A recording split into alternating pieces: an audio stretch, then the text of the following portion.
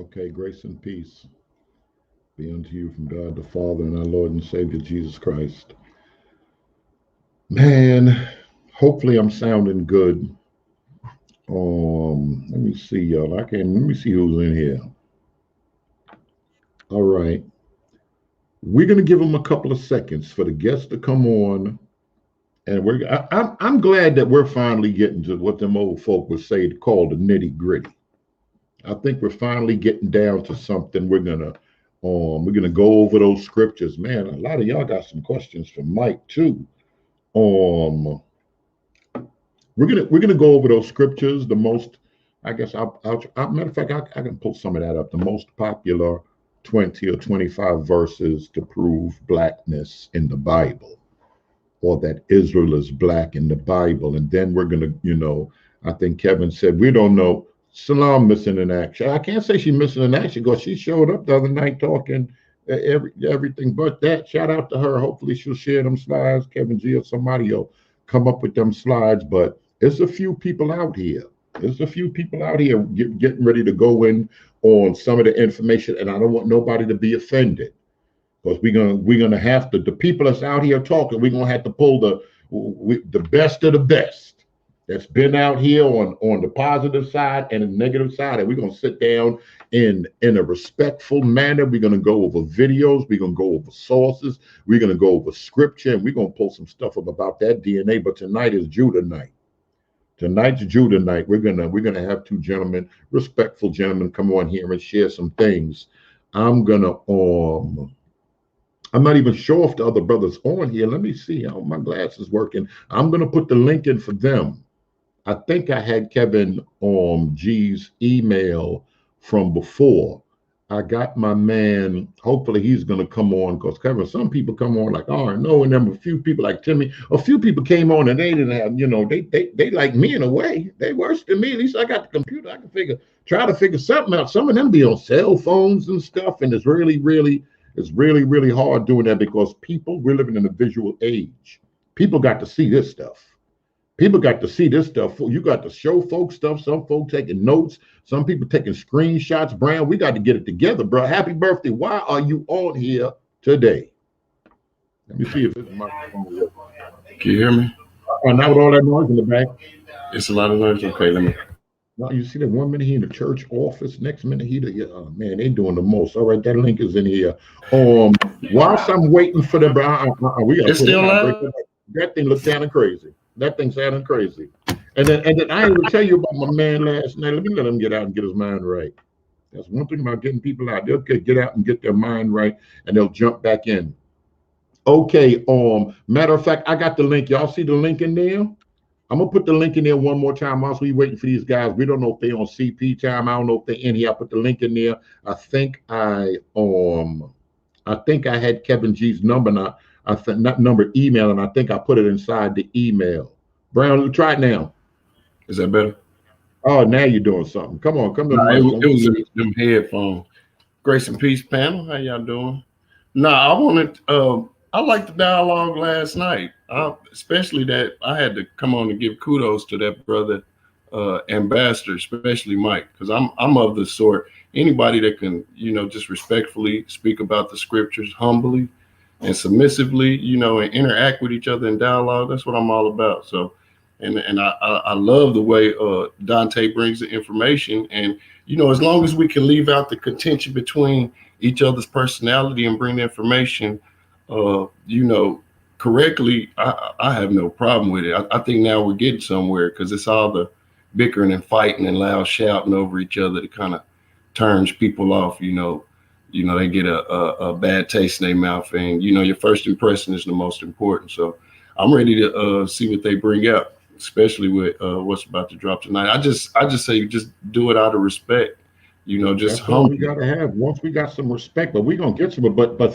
sometimes feelings do get involved. Feelings do get involved, and people, some attitudes clash. Now, if it start getting a little crazy, I'm going to have to put some people in the back. Don't get an attitude. A lot of people get put in the back at times, have to get muted, and then people come up with all type of different theories when people start hearing some stuff that they don't want to hear. You should see some of the emails I got with my man, with Mike Holloway. These folks saying they making up, and listen, we got some conspiracy theorists running around here now. I know I'll be on mine sometime, but they really on it. And we got to be open to some other information and just listen to it, and then we'll just go in and we'll see what's good, Alton.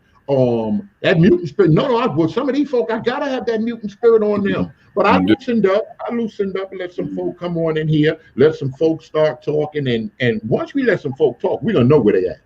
Once we let some folk talk, we're gonna know where they at. I'm gonna let anybody jump on right now. Anybody want to jump on and share what their thoughts on last night, this morning, or last night? I'm gonna put the link in there. Y'all could jump on, because these gentlemen apparently they're on CP time. They tell me 10 o'clock. It's 5 minutes after already. So what's been up with you, and from what you've been viewing so far? What do you think about just this whole, just everything? Man, it's been so much. Like I told you before, I was trying to get to the interview you dropped earlier today. I was like, God, you dropping them back to back to back. But it's been good conversations. Now you actually getting to see where people stand at as far as, their spiritual beliefs. Now, just like the brother said, Ambassador, last night, and the same thing we've been saying, as long as we cool with the, on the same page with the essentials, everything else is secondary. Where they use the word peripheral, they're not essential. So basically it's your own opinion. Basically, but but this is the thing, we've been we kind of been that the essentials a little bit up in the air. A lot of people respect the Bible as the word of God in one form or another, but the essentials, some things are up in the air. Man, right. Pastor Johnson got on here this morning and he wanted to just hold folk accountable. He just on some other stuff. He just want to hold folk accountable, and he just want to know why the stuff went down the way it did. Who changed this stuff? Now, of course, we're going to have people say, listen, just move on. Don't worry about who changed it. And this thing is spiritual, and let's just stop. Now, he said it's too many. He said, what Brad said, he said it's too many. There's a lot of essentials. We got to make sure the main stuff is right. We have to make sure the main stuff is right. I put the link in there. Anybody could jump on right now, because we're really waiting around for the two presenters to come on here. I'm gonna go. You go ahead and talk. I'm gonna let me check this email. I might need some email stuff, because but as far as the dialogue and the new fellas we been having on, like Slick, he cracks me up. But the new man, that's I'm calling him the camper. He be on fire. That zeal is okay. We just gotta, like I was saying, just know your audience and know what room you in.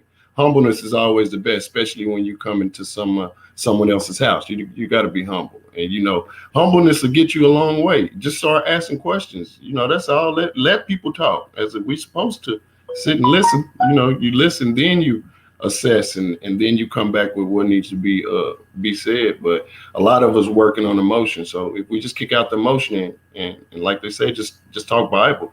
Like Ambassador, every time he was speaking last night, he was speaking the word of God, but using it as, conversational piece. So it's just, we just speak in scripture, even though we got our own perceptions. Everybody comes from different denominations. We know most religions, all religions got so many denominations, so we can't keep pointing the finger at you got a lot, they got a lot. We all trying to find, a sensible way to live together on this planet, period. So. And you ain't lying about that. Grace and peace, brother. Tell us, Mel, what's good? What's good with you, bro? What you want to share about what you heard, what you seen? What's good, y'all? I wanted to say, with all the divisions, really hard. Tell me if y'all can hear him. He sounded like he's breaking up to me. Yeah, he's breaking up at Barry White. Let me bring him out and let him come back in. Go ahead. Try it again. Yeah, but I was saying, all let me outside. Take me out, I'm right back in. Let me go outside real quick. He said he gonna go. All right, he said he can go outside. Whose cell phone is that? That's your phone or his phone? Somebody got to turn them phones off now. I got my phone off. I got to watch it down, hopefully. All right, I put the link back in. Anybody else want to jump on whilst he's getting his microphone together and share with y'all from what you've heard, from where y'all think this thing is going, or if y'all have some input.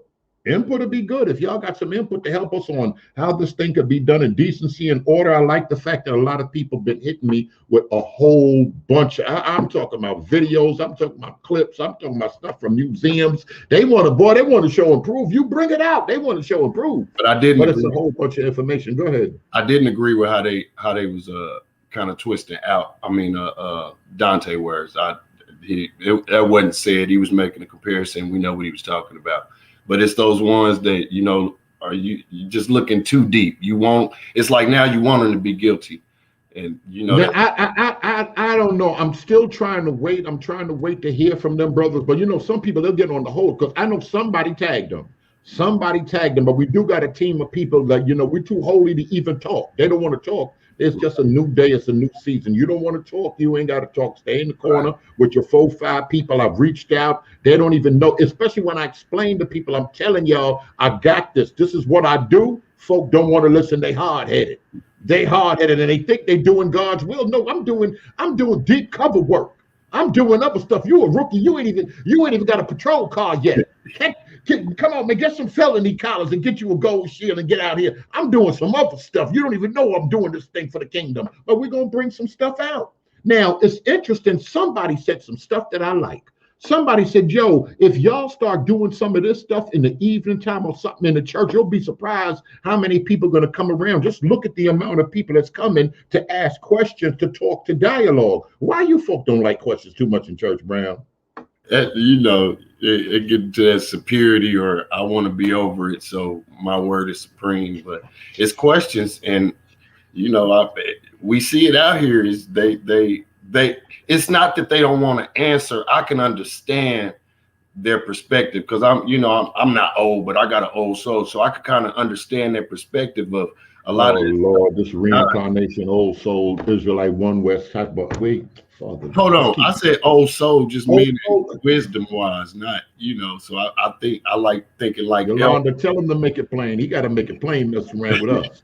It's elderly people, you know. A lot of that can get into different arguments like this. That's why sometimes they don't, you know, venture into that, depending on the setting.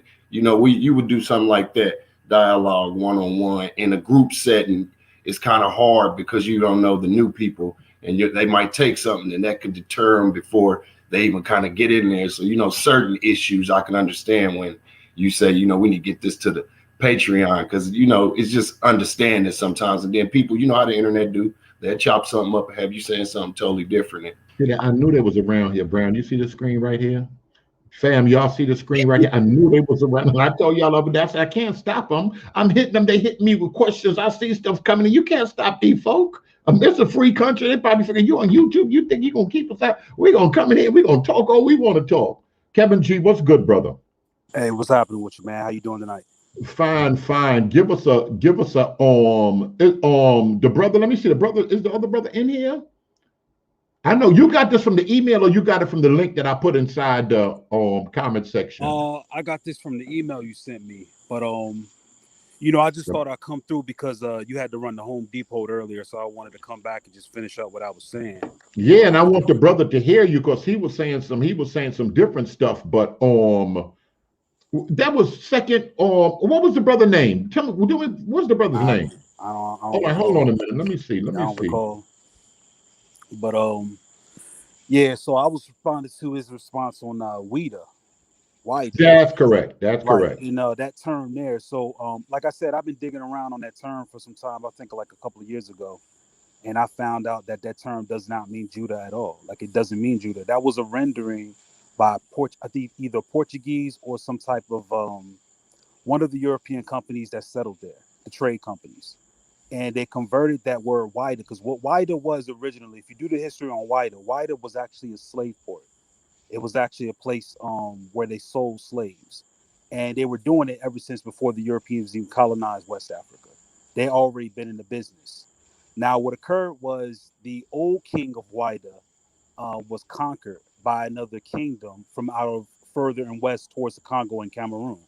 And so when these people took over, they actually took over the slave business, and they enslaved the original slavers that were living there and sold them into the slave trade. which might have been either before or during the transatlantic slave trade. But that's always been the case. But the term Whydah, if you look up the term Whydah, I believe you spell it WHYDAAH.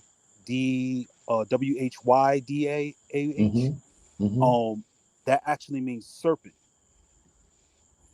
Actually means I remember, yes, I remember. I think I played that video a couple of weeks ago. Yeah, keep going. They said, I'm sorry, hold on one second. What they said, the brother Second Exodus. We're looking for you, Second Exodus. Let me see. I don't think I got him in the Gmail, but keep talking, Kevin G. Let me see if he. Yeah, I mean, that was my only point. I forgot what I originally came up on the panel earlier. Earlier I came on the panel originally because when I put up the term saying my education, and you posted my comment up saying that I was talking about how people are uneducated, and that wasn't what I was getting at. I think it was okay. I was probably picking through the comments, maybe. I ain't got nothing about it, Barine. Don't even worry about it. It was a sister in the chat who asked me.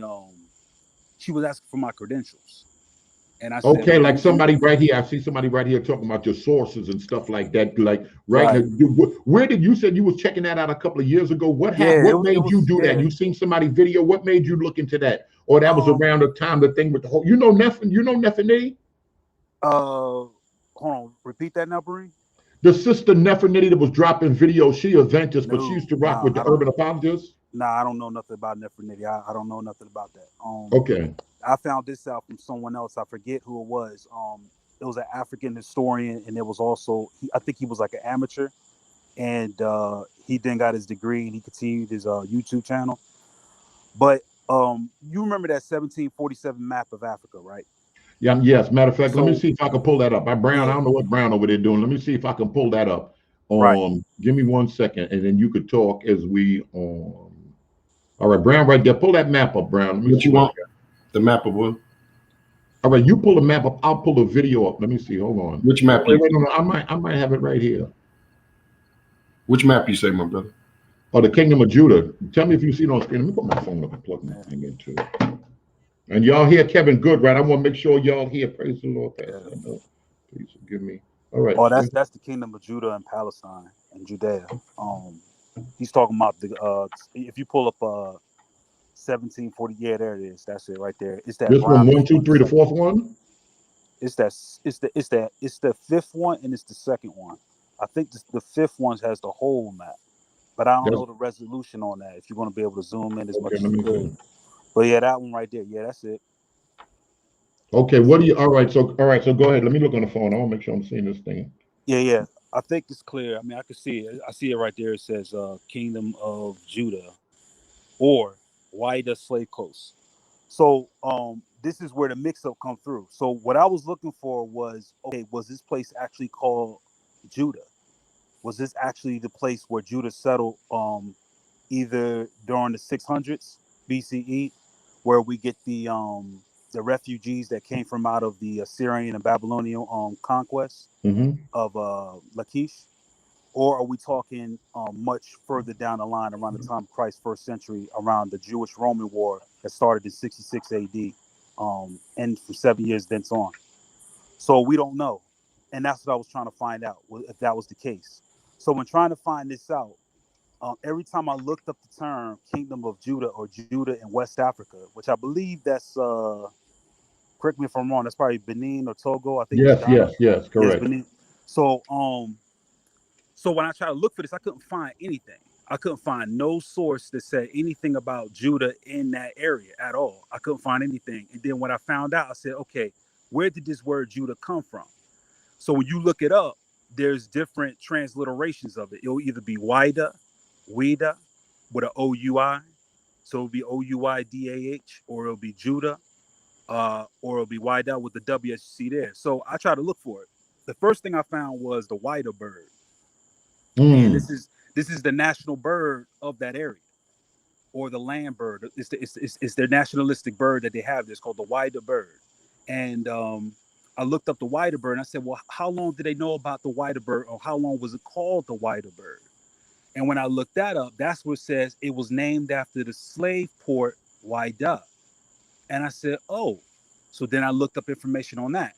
And that's when I stumbled upon the historian who put forth that the term Whydah, he put the history in there that is actually talking about how it was rendered Judah by the Europeans who settled in that area, because that's what it sounded like and that's what they were familiar with. But the true meaning where that word actually came from, it means the serpent people. So then when you look up the serpent people, or Waidah, that's actually their religion. They practice something called the percussion of the serpent, in which in Waidah they have forts that they built that had high walls, either with logs or sticks, and they had huts that was within it. That was like the town square. And so what they did was they took like a large snake, like a boa constrictor or whatever was whatever time a snake is native in that land, and they will place it in the middle of the village. And what they will do is they will dance around it in a line like a snake coiling up another snake. And it was called the percussion of the serpent. So then they were like, they followed this religion for years, and this is what they had in the land for the longest time. So then that begs the question. It made me think, okay, now wait a minute. If Waidah came from the term serpent, and the percussion of the serpent was a practice that they did for a long time in that land, and dancing like a serpentine around a live snake in order to venerate whatever god or whatever it is that they're venerating, how then did that term turn to Judah? And then where do we get the story that that's where Judah settled from Israel, whether in the 6th century BCE after the Assyrian captivity, or at the 70 AD at the time of the Jewish-Roman War? So what that did, that messed up anything about them calling them Judah, or they were called Judah, or Judah settled there, or using that 1747 map. It is useless now, because they weren't talking about Judah. What they were talking about was the serpent people. So you think the man that made that map, you think he's the one that put that name there? Well, hold on a second. I'm looking in the comment section, y'all. Where is he at? Y'all said he's in the comment? Or somebody else says he's got a different time zone. All right, go ahead, brother. Keep going. Oh no, I mean that was my only point when he said why die, and I'm like, yeah, that's not there. That's just not true. I mean, where did you get that? I got 20 people here saying after word after sources. Where did you get that from? I gave the source. If they just look it up, if you look up Waidah, if you look up percussion of the serpent, if you look at Waidah and the serpent. Oh, okay. I'm not even looking. He right. Oh yeah. Hold on a minute. All right. If you look up, let me write this down. Go ahead. Say it one more time. Yeah, like if you look up Waidah, the serpent coat, or you look up Waidah, the percussion of the serpent. I mean, it's all there. You can find it's all there. I mean, that's not it's not too bad. In fact, when you look up, there's a Wikipedia article. If you look up snake worship, they have an article in there about Waidah and the percussion of the serpent. I hope Brown pulling that up. I see him looking at the screen. You look at the comment section. Are you pulling that up as he's speaking? Here he is, right here. All right, bro. Please, second Exodus. You've been here. I'm not sure. I had the screen big with a map, but now that I see you in there, how much of this did you hear with Brother Kevin? I heard some of it, especially the part with the serpent. I think that's where we left off with the last session. Yes, sir. You looked it up from there. And I thought we were starting at 10 o'clock. Maybe the time zones are a little off here. Where are you? I'm actually in Tennessee. Okay. Yeah, so I won't. So I think Tennessee and Chicago is the same time zone, but I apologize for not having my references right here at this moment. But I can. I'm gonna take my time and just pull up the references now that I'm on the show. Well, Brown my man over there, he can help you. I think I got that other video up, and I played another video a few days ago. I know Dante had a video, and I've seen him. Matter of fact, hold on. He might be able to share something with some references right now on that whilst you're looking on. How long you been listening, Dante? You can hear me? I literally just started. No, I hear you. You hear me? Oh, okay. Yeah. Now I can. Yeah. Go ahead. I don't know how much you heard. I had the screen big. I don't know how much you heard. Yeah. If I got sources ready to go too, but I'm gonna wait. I'm gonna let second Exodus do his thing. But yeah, if y'all need to, I got sources for whether Kevin G is claiming he couldn't find them. That's because he didn't look hard enough, or he's just not telling. Whoa, bro, about hold on. I didn't say that. Hold on. Out there, and I got them ready to go. Right. All I'm saying is I got them for a second. First off, I never said I'm ready to go, but I'm gonna let second Exodus do his thing. I'm just mute my mic and step back. Hold on, bro. First off, the energy was good when we were in here. Now, I never said I couldn't find him. I was telling Bareem my story from a couple of years ago about how you got into the whole thing. I asked you that. Correct. Exactly. So I don't know where you get that thing about Kevin G's claim. Nah, bro. Even second Exodus even acknowledged it means serpent and where it comes from. You can look this up. All right, So second Exodus. You need a couple of minutes. You need a couple of minutes. How are you with the You on the laptop? Well, that's what I'm trying to transition to. I'm trying to transition off my phone to the laptop because all my sources are on my phone. All right, let me I don't know where Brown is right now with this, but let me hit this I right was here. trying to look I up can I can the still tell you off percussion the of the top of my snake. I can still tell you off the top of my head. It's true that Whilst you're going through the computer, you can do both at one time. yeah, I can do both at one time. Okay, all right, go ahead. You got the floor, bro. He's right to a certain degree, but that's when you have to ask yourself who is given the information. If it is it the indigenous Dahomey that are given this information, or is it the indigenous Africans that were there in that land? And so there was serpent worship. That's where we get voodoo from, right? And it was named Ouidah. It was named Fida, Fedah, Fida, Fida, Juda, Judah. But the Portuguese did name it Judah because the inhabitants were Judaic. But this is not uncommon because Israelites have always been idol worshippers. So even before they left Egypt, they started worshiping a bronze serpent as well as a calf, a golden calf. So these things are not foreign to Israel falling back into idol worship, which actually kind of explains, if we believe prophecy, right? That once Israel starts worshiping idols, that's when they get punished by other nations, sent into slavery, famine, different types of situations, right? So I'm gonna go ahead and right, continue to bring up my sources, and then I can better speak on it. right. All right, I'm good. Go ahead, Kevin. Appreciate your comments on that second Exodus. But I would say this. My argument is not that did Israelites worship. I think the logic is not really sound, because if you think about it, just because Israel gave themselves and worship other idols, I think that line of reasoning doesn't bring us to justify Wida as being Judah. Here's the facts. The only reason why we're calling Wida Judah is because of the rendering of that word towards the Europeans and how they came to understand it. It was never anything about any interviews with groups of people in Africa. They never claimed and said that they were from the land of Judea or from Jerusalem or anything like that. The closest source you're going to get, and if you look up another German African historian named Dirk Lang, I want people to take that down, Dirk Lang. And in this paper, Lang. And so in this paper, he wrote a paper called "Is Israel in West Africa?" And what he did was he broke down that the time period in which they came. They might have came would have been around 600 BCE, after the time of the Assyrian captivity. But here's the twist: they were a small group that actually migrated out of Africa later in time.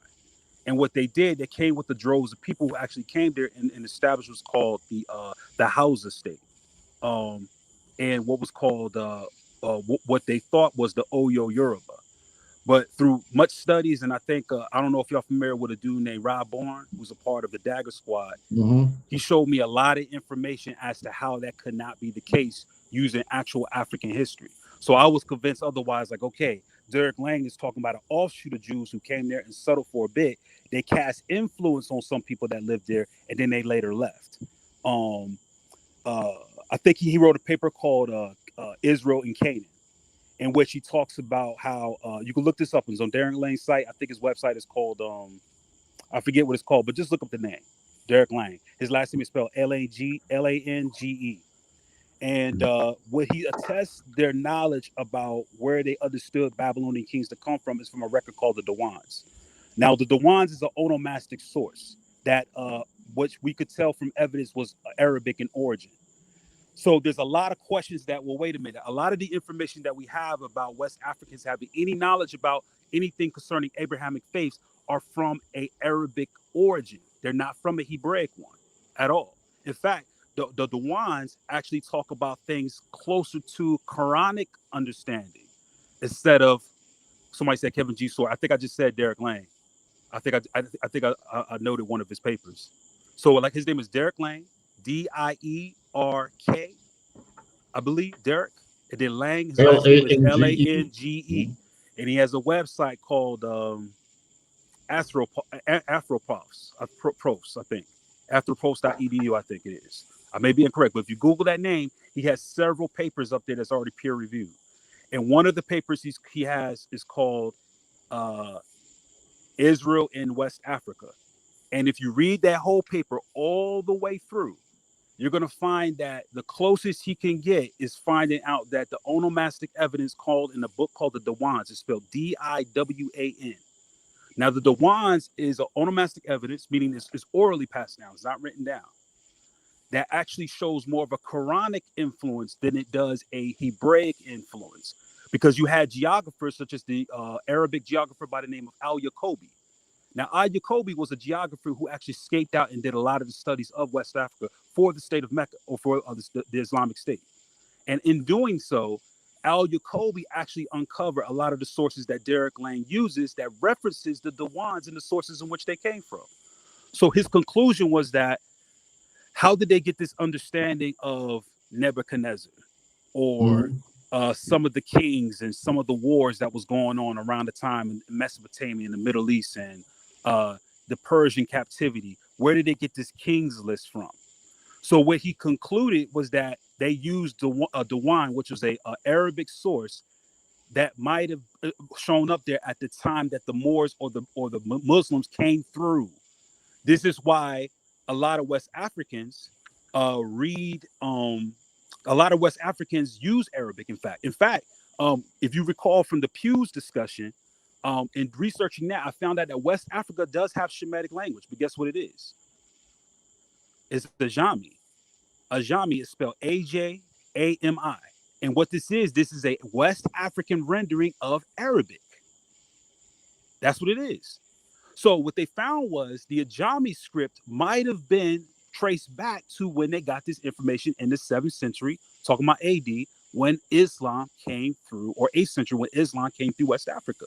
They couldn't find anything else other than that gives us any thought that a Shemitic people lived there, or any type of language, such as Hebrew, no Paleo-Hebrew, no type of, not even Phoenician script, not even, what's another script? Not even Paleo script. We don't get that. I mean, we find Paleo script in Wadi El Hor, which is the Wadi El Hor script. This is like 1400 BCE. This is at the time of the Exodus. Wadi El Hor turns to Hebrew version 1, and then Hebrew version 1 turns into Phoenician. And we see Phoenician actually went back out into Sardinia and the Mediterranean. We see it written there. We can go back and actually look at writing of Old Hebrew in Sardinia. They got temples in Sardinia. There's a stele in Sardinia, which is an island off the coast of Italy, that actually has Paleo Hebrew written on it. People can look this up right now. Sardinia is Sardina. And if you look up Sardinia and Paleo Hebrew, you can actually see it written there. And we could trace this back to 1400 BCE. The question I had was this. This is the thing that bothered me. I was like, okay, if I could find ancient Hebrew writing everywhere else but West Africa, what's going on here? Where is it at? That was my only question. As an honest scholar, I was like, okay, I have to find it. Where is it at? Because if you see Garfield A. Reed, I was against him and he was against me. I was a stark Israelite. I wanted to prove it with all my heart. And I wanted to find it. Oh, you used to be Israel? Yeah, my name was Yahweh Ben Yashar Allah. Oh, so you see that, boy, I be learning stuff too. I was a hard Israelite. I wanted to, man, Yahweh, that's what they called me. And Garfield was one of my opponents. He was my opponent. Him in which call. And then when they kept showing me, I had to fall back. Him and who, Rob Bourne? Rob Bourne and Garfield. Yep, I had to fall back. I said, you know what? They right. I said, I have nothing to show and prove of ancient Hebrew script in West Africa, period. And then Garfield, you want to add something, Garfield, being that your name came up, you want to add something to that? Hold on, Kevin. Man, I'm just being honest here. No, that's good. Hold on. Second Exodus, what you looking like? I'm still trying to log on through my laptop. No, you know they're going to start calling you Timmy Tim. Oh, are they? People ain't right up in here. They're going to start bothering you right now. Hold on, let me try to see if I can put that link in there. Come on, Kevin. I'm trying to put that. But here's what's weird about it, though. Here's what I did find. Oh, my bad, Exodus. Did you want to go right quick? No. I think Sauce Man is back. Hold on a second. No, I think he's still working on the computer right now. But hold on. Let me mute everybody else. You could. What's your microphone sounding like? Dante, you can hear me? You talking to me? Hey, I'm muting myself. Yeah. You can't hear. Can you hear me? Going if y'all. Yeah. Go ahead. Okay, cool. I'll go ahead and share my screen, and I'll pull. All right. As soon as you're ready. I don't see it yet. All right, I'm gonna drop some sources for you guys to read since Kevin. All right, there you go. Where? Oh, okay. Hold on. Let me know when y'all can see it. Hold on. All right, so we're gonna come over here. Can you see it yet? Yeah, it's big up on the screen.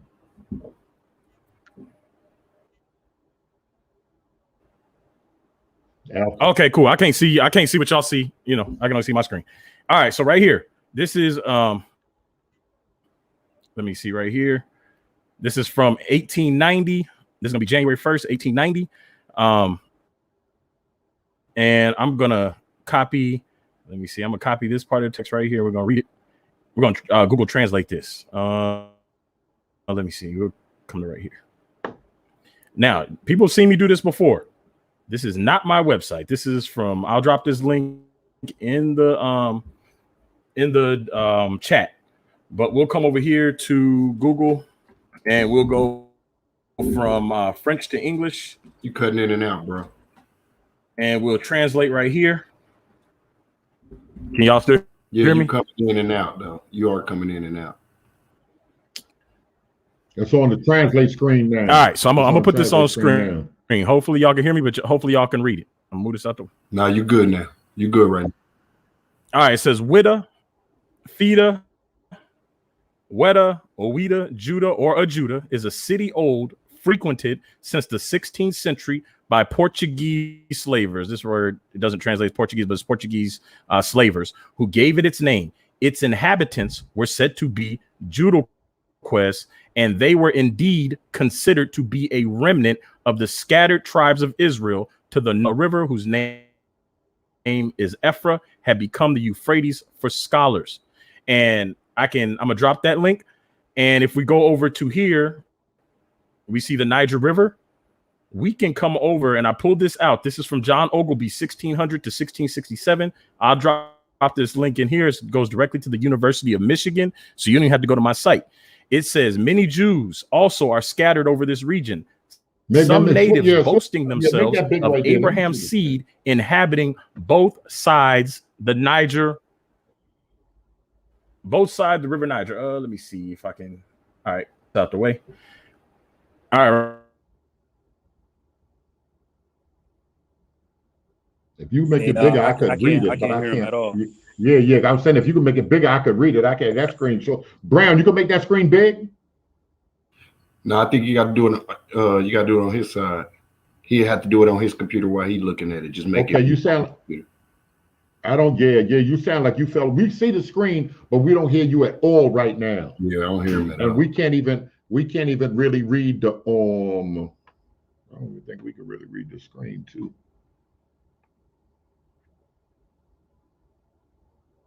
All right, what it says, many of the Jews scattered over this region, some natives boasted themselves as being Abraham's seed, inhabitants on both sides of the river Niger.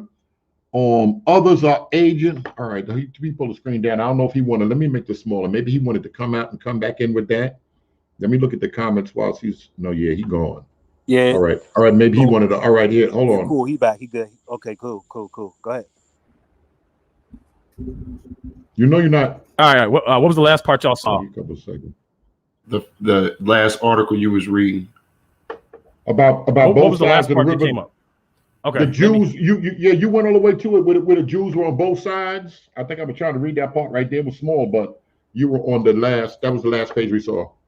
Hey, right. And also, Dante, when you cite these sources, John Ogilvy, could you? All right, yeah. Hold on. Kevin asking you a question. All right, yeah. You can hear him. I don't see his screen yet, but he asking you a question. Yeah. When you do this, I want you to, if you can make sure you show the dates when they arrive too. Is he out again? I don't see your screen right. yet. I don't know. I got you. Right. That first source was let me make sure. I want to give you all the. I want to make it big. All right. I want to make sure. Hey, we got to see this first source right here. January 1st is 1890. I'm gonna drop this in the chat.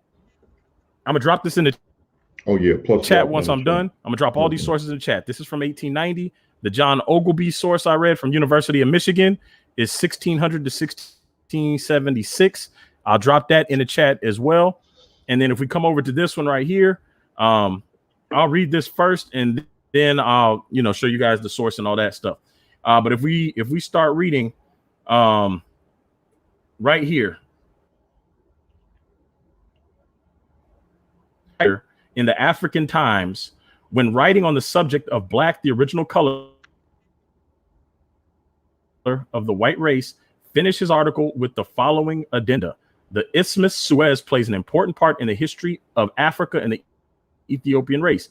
Ancient mythology has proved that through its extensive migratory movement took place several thousand years ago from Asia Minor to Africa. From a little study of the ethnology of the language of Western Africa and the Hebrew tongue, one is involuntarily brought to trace out a similarity in one of them to that of the tribes which from disobedience to the will of God were dispersed, and the greatest number of them possibly went to Africa. I mean the lost tribes of Israel. If the rites and ceremonies of the religion of the tribes bordering on the banks of the river Niger be closely examined and compared with the religion of the Hebrews at the earliest period, visa Igbo, Heber, Eber tribe, if the Igbo language with all its corruptions be compared with that of the Hebrews, and if the particular disposition of the Hebrew tribes as detailed in scripture and that of the a is it me or priori interior? Nah, he cutting out. You still cutting out, bro. Am I still cutting? Yeah, it's coming in and out. It wasn't like before, but it was going in and out. Am I good again? You say yeah. You said like yeah. Now you are yeah. All right. Hey, Brian, can you drop another link? Can I do what? As detailed in scripture and that of the Ebos be properly investigated. All right, where you at? Who's saying that? This is Second Exodus. Drop another link so I can log in through my laptop. Okay. Got you. Go ahead, Dante. I ain't got Dante. All right, so there will be a priori reasons for a serious inquiry whether the Ebo tribe, which is but a branch of the Gala tribe in the interior, is the offspring of the lost tribes of Israel, driven down from Central Africa and forced to cross the eastern and Bayou branch of the Niger by Mohammedan fanaticism. I'm gonna try to jump in on my phone so that way you guys can hear me clearly and I can just show my screen. But I'll share these links in the chat real quick. Put that link in there. All right, anybody had a question? You see that link, Second Exodus, right? He's trying to pull it up right now. Come on, Kevin. Do you have a question or a source you want to Brown or somebody else to pull up whilst we're trying to get us all the technical things situated? Yeah, I'm trying to figure out if it's me or am I the only one hearing him breaking up like that? No, he is. He going back out. He gonna call back from his he gonna do it a different way. Second Exodus. The device is not connected. Yeah, because it looks like it's working now.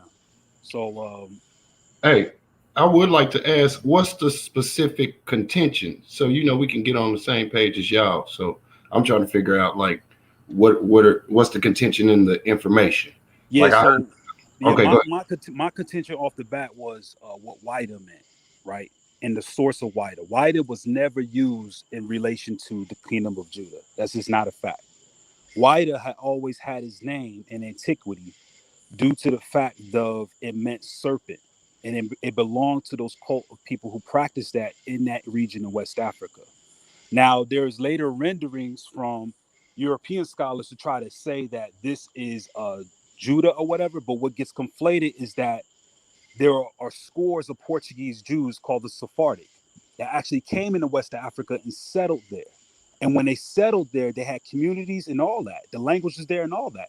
But what they're leaving out is that these people left. They didn't stay. And what Jews were these? Asking what Jews were these, and what year we're talking here? Yeah, these are Portuguese Jews. These were Sephardics. They were like I'm sure y'all heard of Sao Tome Principe, I think, or like the islands there off of West Africa. You also hear about them in places like Cameroon and Nigeria and all that places like that. These were Portuguese. These were Portuguese Jews. These were Sephardic Jews. All right. These weren't like as you will try to say, like something simple. It's like a Limba or like an Ethiopian Jew. None of that at all. Because they came from Europe. They didn't come from Judah, or they didn't come from Israel straight there. They came from Europe. So who named the map? Where the confusion came in from your research? No, the only thing that I pointed out in my research was the term white. And another thing I pointed out in my research was also the use of the Hebrew language. You don't find any trace of it there. We have nowhere over there. And where you find the people, you will find their language. Nope. All right, y'all heard that. Let me see. Second Exodus. What's your screen looking like? What's your thing looking like? Can you hear me? Yes. Yeah, we can hear you, bro. Okay. Yeah, I can speak on it now that I have my references.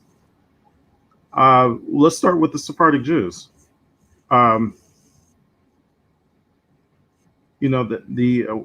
what we were talking about as far as the question is, who are the Sephardic Jews? Is everyone thinking that the Sephardic Jews look a certain way, or what's the concern? Or they're just connected to a language? No, I had no problem with the way Sephardic Jews looked like. They were a Mediterranean mix that was different from the Anglo-Saxon, right? The Anglo-Saxon was calling them black and dark and everything else because they weren't pure Anglo-Saxon. They weren't from Essex and Sussex and the Isles of Great Britain and all that stuff like that. Benjamin Franklin, in fact, hones in on this when he talks about how Italians and Spaniards and Portugal and all those places were considered not true whites because they weren't Anglo-Saxon. So there was a long-term thing that went, if you didn't have any fair skin, if you didn't have blue eyes or green eyes or the like of the Isles of Ireland, if you didn't have blonde hair or red hair or anything of that nature, you weren't true Anglo-Saxon. But if you had dark hair, if you looked swarthy on any level, they did not like you at all, period. So the Sephardic Jews are really discriminated against because of that reason. And because of that reason, a lot of them, along with Italians, Irish, and some of the other Isles of Europeans there, they were exported out of some areas and couldn't work there. So they had to find places where they were accepted. They were making money, but they didn't stop there. They didn't like live there and started having children and built communities and stayed in that place. They left. As soon as the Western world was opened up, they left to go make money. They didn't stick around in those areas. A lot of them didn't. In fact, Coca-Cola was actually started by the Sephardic Jews. If you look at Ellis Square down in Savannah, Georgia, Sephardic Jews, along with 15 Ashkenazi Jews, actually made it to Savannah, Georgia, and they built a synagogue there. They had a governor. They got paintings of the people there, what they look like. So, we got pictures of them. And, one dude, he was smart. He was a genius. He came up with a chemical process that had the chemistry for Coca-Cola. And that's how Coca-Cola got started. It was a Sephardic Jew who settled in Savannah, Georgia, and actually started that. I think with a mix. So you think all of this, where these people are reading swarthy and all of that these are Europeans talking to a browner people, and there are certain people confusing it, think they're talking to an African Hebrew people or a darker Hebrew people, a black Hebrew people. That's where the confusion is coming in? Yeah, because it's the terms in which they were used. Like they didn't have connotations in black and white like we do here in America. Their views of black and white was more societal and class. Like if you weren't an Italian, or like for instance the Greeks, when they talk about the barbarians, right? Or you talk about the Romans and how they looked at barbarians and what they considered a barbarian or someone that was dark or swarthy. Is this part of what helped you come out of and just be like, man, I'm done with it. I'm just walking away. It was this kind along these lines kind of research. It wasn't any of this information that made me back out of Hebrew Israelism. What made me back out of Hebrew Islam was just like the overwhelming bad doctrines that they had. That was it. It wasn't really about race. Okay, all right, I got you. I have no objections against Hebrews being black at all. There's plenty of black Jews in the world. There's Jews of all color, honestly. Okay, What I'm okay. against though is saying that the entire place of West Africa will be called the Bantu expansion. That that haplogroup E1B1A that comes from EV38 from the highlands of Ethiopia, to say that they're all Israelites is totally false. And the So predominant people that came over on slave ships. right, and then if you look at sub-Saharan Africa, it's 98 to 99% E1B1A. So what percentage of that by Y haplogroup would you define to say that they are Jews? So I'm not saying that there is no black Jews, but we can't make blanket arguments when they're not factual. It just Okay. won't work. Okay, I got you. All right. Second Exodus, is this your screen? Yeah. Can you hear me? Yes, sir. Okay, I want to give a what the Duchess of Brantes. Bahrain, do you have my other accountant, the other one I need to talk on so y'all I don't. Hold on a minute. can hear me so I don't break up. Kevin G. Hold on. Let me see. Second Exodus. You were just talking second Exodus, right? You don't have a screen of Second Exodus, right? Not yet. No. Yeah, you dropped me in the back room. Okay. All right. Hold on. Hold on a minute. All right. And real quick. All right, can y'all hear me though? Yeah. You on truth? Yeah. You can hear me, Brian? Shout out to Sister E. That's my sister from Memphis. All right, Watson, come on. Second Exodus. Whilst Don, I think he tried to do something with that other. I always read this. I don't hear anybody right now. I got a question, real quick. And it's on JSTOR. Can you guys still hear me? No, yeah, now I see the screen. All right. Go ahead. Well, as far as me sharing my screen, I may not be able to do it. Just to keep us from prolonging it. Okay, no, that's good. That's good. Dante, I'm mute everybody else and let them talk and make the screen bigger. Then I'll go back or I'll look at the comments from my phone. So because I want people to see this and be able to read the screen is going there. But everyone, feel free to write these down. Write my resources down so you can look it up yourselves. This is coming from the Duchess of Brantes. I got you. Okay. Wife of Napoleon's ambassador. She said, especially dark were the Jews of Spain and Portugal. The Duchess of Brantes, wife of Napoleon's ambassador to Portugal, said that the Jew, the Negro, and the Portuguese could be seen in a single person. So dark were the Jews, especially of Portugal and southern Spain, that many whites thought all Jews were black or dark. All right. You can look at the Duchess of Brantes and find that for yourselves. So are you saying that those Jews that came out of Portugal, they were black, like black Africans? From Spain and Portugal, they were. It's kind of like the Egyptians and the Nubians. They were during that time period. They looked at all people as Ethiopian or burnt face, right? And so they didn't make a distinction between peoples based on physical appearance. But they did, group them together, such as like East Asians, right? Oriental. If I look at an East Asian, I'll say, oh, they're Chinese, when they're actually Hmong or Laotian or something, right? Which they are all right. I understand the example, but so here's the problem. What's not being discussed is how they view blacks, right? Now I'm gonna read a source here, and anybody can read this if you want to read my sources. There's the Jewish World of Savannah. There's the Virtual Jewish World, Savannah, Georgia, by B.H. Levy and Rabbi Arnold Mark. Now, here's what they write about those Spaniard and Portuguese Jews, right? The congregation of Mikkev, Israel, right, which is in Savannah, Georgia, of Jews arrived in Savannah in the new colony of Georgia on July 11, 1733. Now, we're talking about the same time period, right? Having left London, England 5 months earlier, and the brave band of the mostly Portugal Jews and 2 German Jewish families sought freedom from the opportunity in the New World. So they were running from what was going on in the place. Now, I'm going to ask you this. Are you familiar with the Jews that settled in Savannah, Georgia? Yes, I am. Okay. Were these Jews from Portugal and Spain? On the census, yes. Some of them were. Okay. Okay, cool. So you said some of them correct. Were correct? Some came from Brazil. Some came from Jamaica. There's different places Sephardic Jews came from.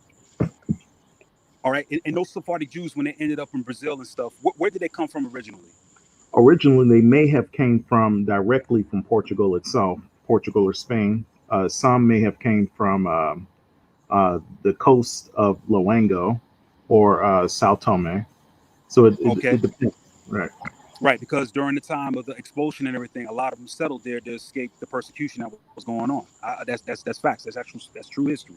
But however, let's look and see what happened to these Jews and where they ended up. So I'm going to read here. Like I said, somebody said date my source. Do you want the date of the article or the date that this occurred? I'm not sure what they're asking there, but I'm going to go ahead and read it. And as I read it, you're going to hear the dates as I read this off. It says 42 brave pioneering Jews, the largest group of Jews in the land of North America in the colonial days, arrived in Savannah in July 11, 1733, just 5 months after General James Edward Oglethorpe, forgive my pronunciation of their name, established, appreciate it, bro, established the colony of Georgia. Although the trip on the William and Sarah was rough, they ran aground near North Carolina to a new colony, continued provided hope for those industrious, poor Sephardic and Ashkenazic Jews in London who haven't been living in difficult circumstances.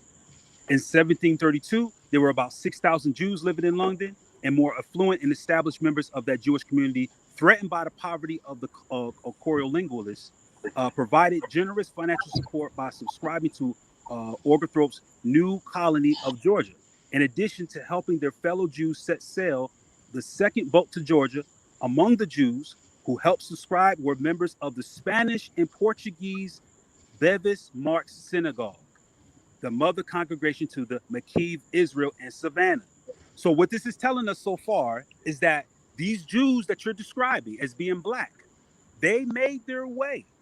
These Spanish and Portuguese Jews, they made their way to Savannah, Georgia in 1733.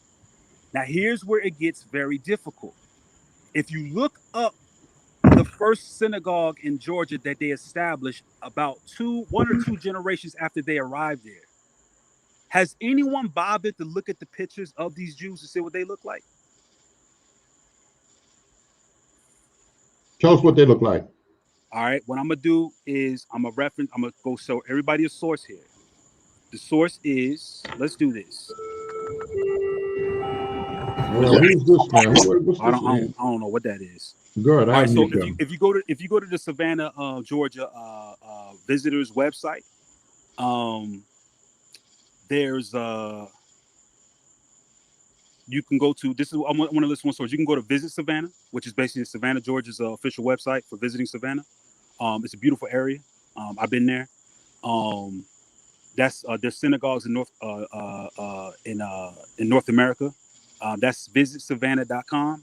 And if you look at that source, they will tell you exactly where that congregation was. And on that page, they have pictures of the Jews there, and they're fair skin and dark hair, like you will recognize from any Italian or Portugal or Spanish person.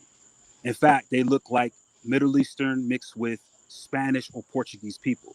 They weren't black in the sense of a black African at all. We have pictures of them. So my question is this, right? Let's say everything you're saying is true. Then why then in the 1700s and those groups of Jews from those places that you claim that they ran to, why are their portraits looking white? When they that's for Second Exodus? Yes, yeah, I can answer that. There was a time period where they started a whitening of actually it gets a little bit deeper than that, and I'll be very brief. Right, let's say around 30 AD, there was 150,000 Jews according to the Roman census. You all can look at Cohen's book. I'll find the reference for you all and send it later. There was 150,000 Jews around 30 AD. Don't you know that within 100 years there was 8 million Jews? The reason why there was 8 million Jews is because during that time period, the Judeans, the ethnic Judeans, were going around and baptizing and converting everyone within the Holy Roman Empire to their culture. See, Judeans did not have a religion. They only worshiped God who created, the heaven and the earth, and they didn't have an image for God. They had their culture, they had their ethnic culture, and they had their Yah worship, right? But then all the other cultures around them adopted a lot of the beliefs of the Messiah, the Hebraic Messiah, and they started taking on the practices of the Judeans. Now, Constantine, around 400 AD, he outlawed the conversion of people to what we call Judaism. And so these people, this is the reason why you find different genetic haplogroup J, haplogroup E1B1B, haplogroup R1B. This is why you find all of these different haplogroups. It's because during the Holy Roman Empire, there was 8 million Jews that were converted from these 150,000 Judeans. And so these cluster groups, Constantine made it illegal for any Judean to go around and proselytize and convert other people to Judaism. That's when he created a hybrid of Judaism and the Roman Catholic religion, and that's where you get Christianity from. So it's a mixture between the Romans' beliefs as well as the Judaic practices in order to meet a middle ground for everyone. Now, at the same time, those Jews, those 8 million Jews that were around the Holy Roman Empire, continued to practice Judaism, but there was one other conversion method that they did not stop. That was conversion through marriage, just like Ruth and Naomi, right? Your God, my God, your people, my people. So that was another way of conversion or grafting in to the Israelite culture and becoming a Jew. Constantine outlawed that. For the safety of the Judeans, it was required that they marry amongst each other. And that's where you see some genetic similarities among all the groups within that Mediterranean and Asia Minor, we call Europe today, region. Now let's fast forward to the images. So before the pictures of the 17th and 18th and 19th century that Kevin is mentioning, they also talked about different groups of Jews. And I'll give you an example of that. The Jews have assimilated, and I'll give you the reference at the end. The Jews have assimilated in physical characters to the nations among whom they have long resided, though still to be recognized by some minute peculiarities of physiognomy. In the northern countries of Europe, they are fair or xanthous, blue eyes, and flaxen hair, are seen in English Jews, and in some parts of Germany, the red beards of the Jews are very conspicuous. The Jews of Portugal are very dark. This is from Pritchard, 1843, page 145. Another reference. It has been pretended that the Jews who came originally from Syria and Palestine have the same brown complexion they had formerly. As Mission, however, justly observes, the Jews of Portugal alone are tawny. Tawny, if anyone looks this up, tawny is an orange brown or brownish orange color. As they always marry with their own tribe, the complexion of the parents is transmitted to the child, and thus with little diminution preserved, even in the northern countries. The German Jews, those of Prague, for example, are not swarthy than the other Germans. D. Buffon, 1792, page 262. Now, this is what the Sephardim say about themselves. Whether from fancy or pride, it was supposed that the Spanish, or more correctly, the Sephardic Jews, were the posterity of the noblest tribe, and included among them descendants in a direct line from King David. Hence, the Jews looked upon them as a kind of Jewish nobility. So the difference is with Kaifeng Jews and Black Jews of India and the Jerusalem Jews of India and the Ashkenazi Jews, they don't claim direct descendancy according to the ancient, or let's say references before 1850. They don't have a direct claim of firsthand references saying that they descend from Abraham, Isaac, and Jacob. This This reference comes from the History of Jews, Volume 4, from the rise of the Kabbalah, 1270 CE, to the permanent settlement of the Marranos in Holland in 1618 CE. Philadelphia, the Jewish Publication of America, 5717-1956, by Henrik Graetz, 13th chapter, page 382 through 383. Now, this is when we're talking about the enslavement and the expulsion of Jews in 1492. This is what this reference has to read. King John II in 1492 expelled all the Jews to the island of St. Thomas, which had been discovered in 1471, and to other Portuguese settlements on the continent of Africa. And from these banished Jews, the Black Portuguese, as they are called, and the Jews in Luango is in Angola, who are despised even by the very Negroes, are descended. By these colonists, St. Thomas soon became a considerable place of trade and valuable for its sugar plantations. This comes from the Critical Review or Annals of Literature, volumes 57 through 58. Now, there's a reason why they were able to survive in the west coast of Africa, the Jews.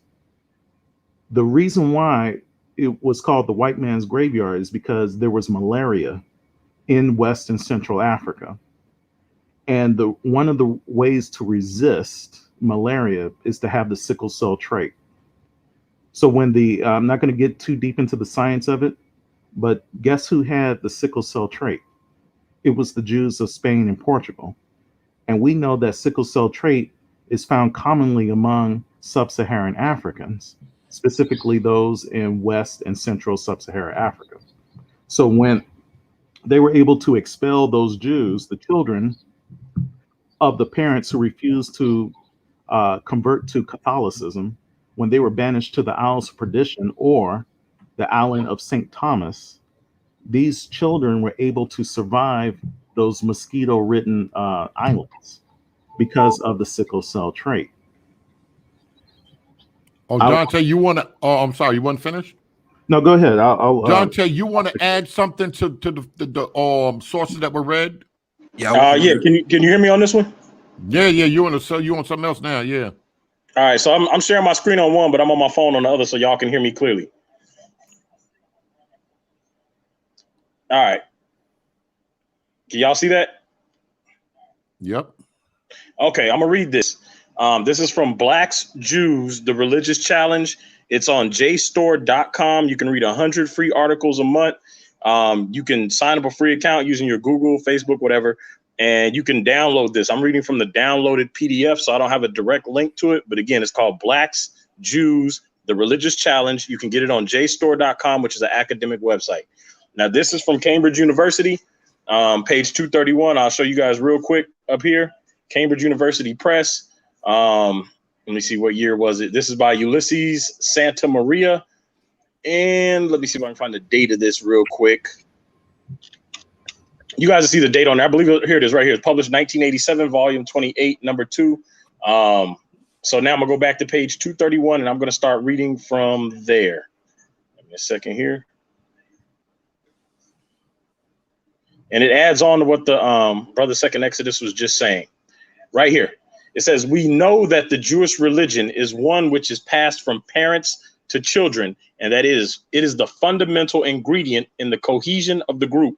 When one studies the Jewish religion, it is clear how much it serves as the armature, the context for society. In the case of Black Judaism, the study of the significance of religious life and social life can help to rediscover traces of a more ancient Judaism that some African groups could have adopted and that could have been conserved by their slave descendants on American soil. Were the Black slaves who were Jewish through religion who maintained the faith of their ancestors after they had been forcefully transported to America? Only through an analysis of the mythology of the Jewish African origins of the Black Hebrews will this become clear. The following are major sources that need to be considered in such an analysis. A, witnesses, tales of the explorers who mentioned the existence of communities of Black Jews on the African continent, and particularly in the areas where the slave ships picked up the Black slaves. B, rites and customs which have more or less explicit analogies with those of Judaism. C, the semantics and the dialectology of some African societies reveal some features comparable with those of Judaism. D, the deductions and conclusions of anthropological and sociological work done in Africa. It is well known that 1500 years before Islam, Judaism was present in Africa. Travelers' tales and stories of journeys across North Africa, the Sahara and Sudan provide considerable evidence of the existence of Jewish communities on the African continent. We know that from the time of St. Jerome, 340 to 420 AD, a chain of Jewish commercial towns stretched almost uninterrupted from Mauritania to India. St. Augustine learned Hebrew in Tanzim, where there was a Judeo-Syrian colony which came from Cyrenaica. These groups went as far as Akkar in the southern Sahara, and according to the Chronicles of the Sudan, the dynasty of the kings of Ghana originated in this group. Jewish contacts and influences with Black Africa were also noted by the Arab geographers Ibn Khordadbeh and El-Bekri, who stated that the roots of the trans-Saharan trade, in which Jewish caravans and interpreters were involved, culminated in Ghana and in the lower valley of the Senegal River. In the 12th century, El-Idrisi, the Andaluvian geographer, also cited the Hebrew colony of Lam, located 200 miles from Timbuktu, and the existence of 2 Jewish towns on the Niger. Then 1 century later, Haji and Agwadi added this: there's a race of people in Togurt called Majharaya, who are converted Jews. Their women speak Hebrew in order not to be understood. From this period onwards, there was a very significant Jewish influence throughout North Africa, to the extent that the Dominican missionaries had to learn Hebrew and Arabic. But what about the south of this margin of Saharan contacts? In the reign of John II of Portugal, or King John of Portugal, nearly 700 Jews were taken from their kin and deported to the island of Sao Tome on the west coast of Africa. This island is close to Nigeria, Cameroon, and Gabon. Escaping from Sao Tome, the Jews immigrated to the coast of Angola between 1484 and 1499. They must have settled in several Portuguese colonies and over the centuries mixed with the indigenous Black population. Near the Congo and Gabon in 1776, Black Jews called Bavumba or Mavambo lived on the coast of Leongo by the river named Rio Muni. It would seem that they adopted Christianity and at the same time as maintaining their Judaism. By 1847, David Livingstone discovered a group of educated Blacks living in the interior some 200 miles from the coast of Luando. These Blacks were called the Jews of Angola. They were good merchants, learned easily, and had a knowledge of Portuguese law and history. They were often employed as clerks and writers. For Livingstone, there was no doubt but that these people were the descendants of those who had been deported from Portugal in the 15th century. Other evidence supports his intuition. In savage Africa, Winwood Reade writes of having met in Guinea Blacks claiming to be Portuguese around 1864. Closer to our time, Dr. J. Kreppel noted sometime after the First World War that a large community of Black Jews existed in the interior of Dahomey. These Jews had the 5 books of Moses written on old parchment in Hebrew. And I'll stop there. All right. So I like to respond to that. Okay.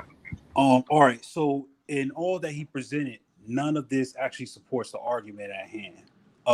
Like I said, the only Jews you're going to find in the interior of Africa are those that came from Portugal, and the only ones that remain there will have their lineages from those Jews in Portugal. But so you're saying from Jerusalem 132, 135, 70 AD, no Jews left Jerusalem by mass and settled in the interior of Africa, or were there even before that whole Jerusalem thing that never came down?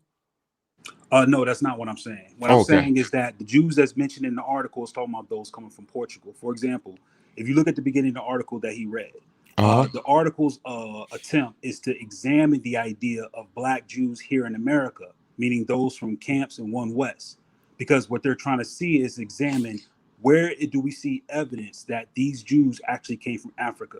So what they began by doing is looking at several camps or several cultures that were in Africa by Saint Jerome to try to that make a spanned connection from Jerome all the way to India. Then they examined some of the Jews that came from Portugal that settled in the land. Like he said, the Jews that were in Angola. This is very key because this is one of the places where Portuguese and Spanish Jews actually came down and settled in, which he just read. But none of this supports any origin of West Africans as a whole, such as the Yoruba, the Igbo, the Oyo, the dynastic empires of the House of States. None of them are Jewish in origin. None of them are there. The only thing you're going to find is offshoots of those who stayed there and they appear black because they stayed in the place. And we ran genetic studies on these people, and we found that they're actually Jews. They have the haplogroups and they have the markers for these people. But does that mean that Nigeria and Yoruba and all of those people there that are E1B1 there are Jews? No, it's not. It's talking about the few that are there. Now, the proof that we can look at to see what Jews were there, we can look at documents from the actual Sephardics that settled in Brazil and in America. And if you look at them, you're going to find a guy by the name of Mordecai. Hold on, let me pull it up here. There's a guy by the name of Mordecai. Let me pull this up here. Mordecai Sheftal. Okay, Mordecai Sheftal was one of these Portuguese Jews, and he assisted in the Revolutionary War to give his people some type of stance there in Savannah so that they have some type of economic advantage. So Mordecai Sheftal became one of the highest ranking Jewish officers in America and was appointed a deputy commissionary in the general issues of the Continental Troops of the South Carolina and Georgia. So we actually see these people there, and guess what? They're not Black Africans. That's just it's just not. I got a response for that, Berea. Okay, come with it. As soon as he's done, you got it. I was gonna give a second Exodus, but so the paper he read was good, and I was listening very closely, and it looks like what the paper was seeking to do was examine this idea of the origins of blacks. But guess what? It never concluded. What I need is the conclusion of that article to say what was their exact thought on Black Jews and what they practice, such as One West, if their origins are true. And that's what I want to hear. Okay, Dante, you heard that. That was specifically towards you, I guess, with the article. All right, I'm gonna finish reading it because there's more to it. Share my screen again, and then I'll read the rest. Well, not the whole thing; it's like 20 pages, but I'll read some more of it when they talk specifically about Africa. Right here, I'll stick around for the whole 20 pages, bro. Read it all. This is page 233. It says, with the contemporary period, a totally different attitude is evident among explorers, sociologists, and anthropologists. They do not merely state the existence of Black Jewish communities, but they attempt to analyze the customs, moral rights, and languages of African societies to draw conclusions and advance hypotheses. J. Leighton Wilson was a missionary for 18 years in Africa. In his work, Western Africa, Its History, Condition, and Prospects, London, 1856, he writes that in Senegambia, religion was a mixture of paganism, Judaism, and Islam, and that it was difficult to define the areas of influence for each of the three religions. In northern Guinea, paganism and Judaism were closely intertwined, and in the south, there were more traces of Christianity.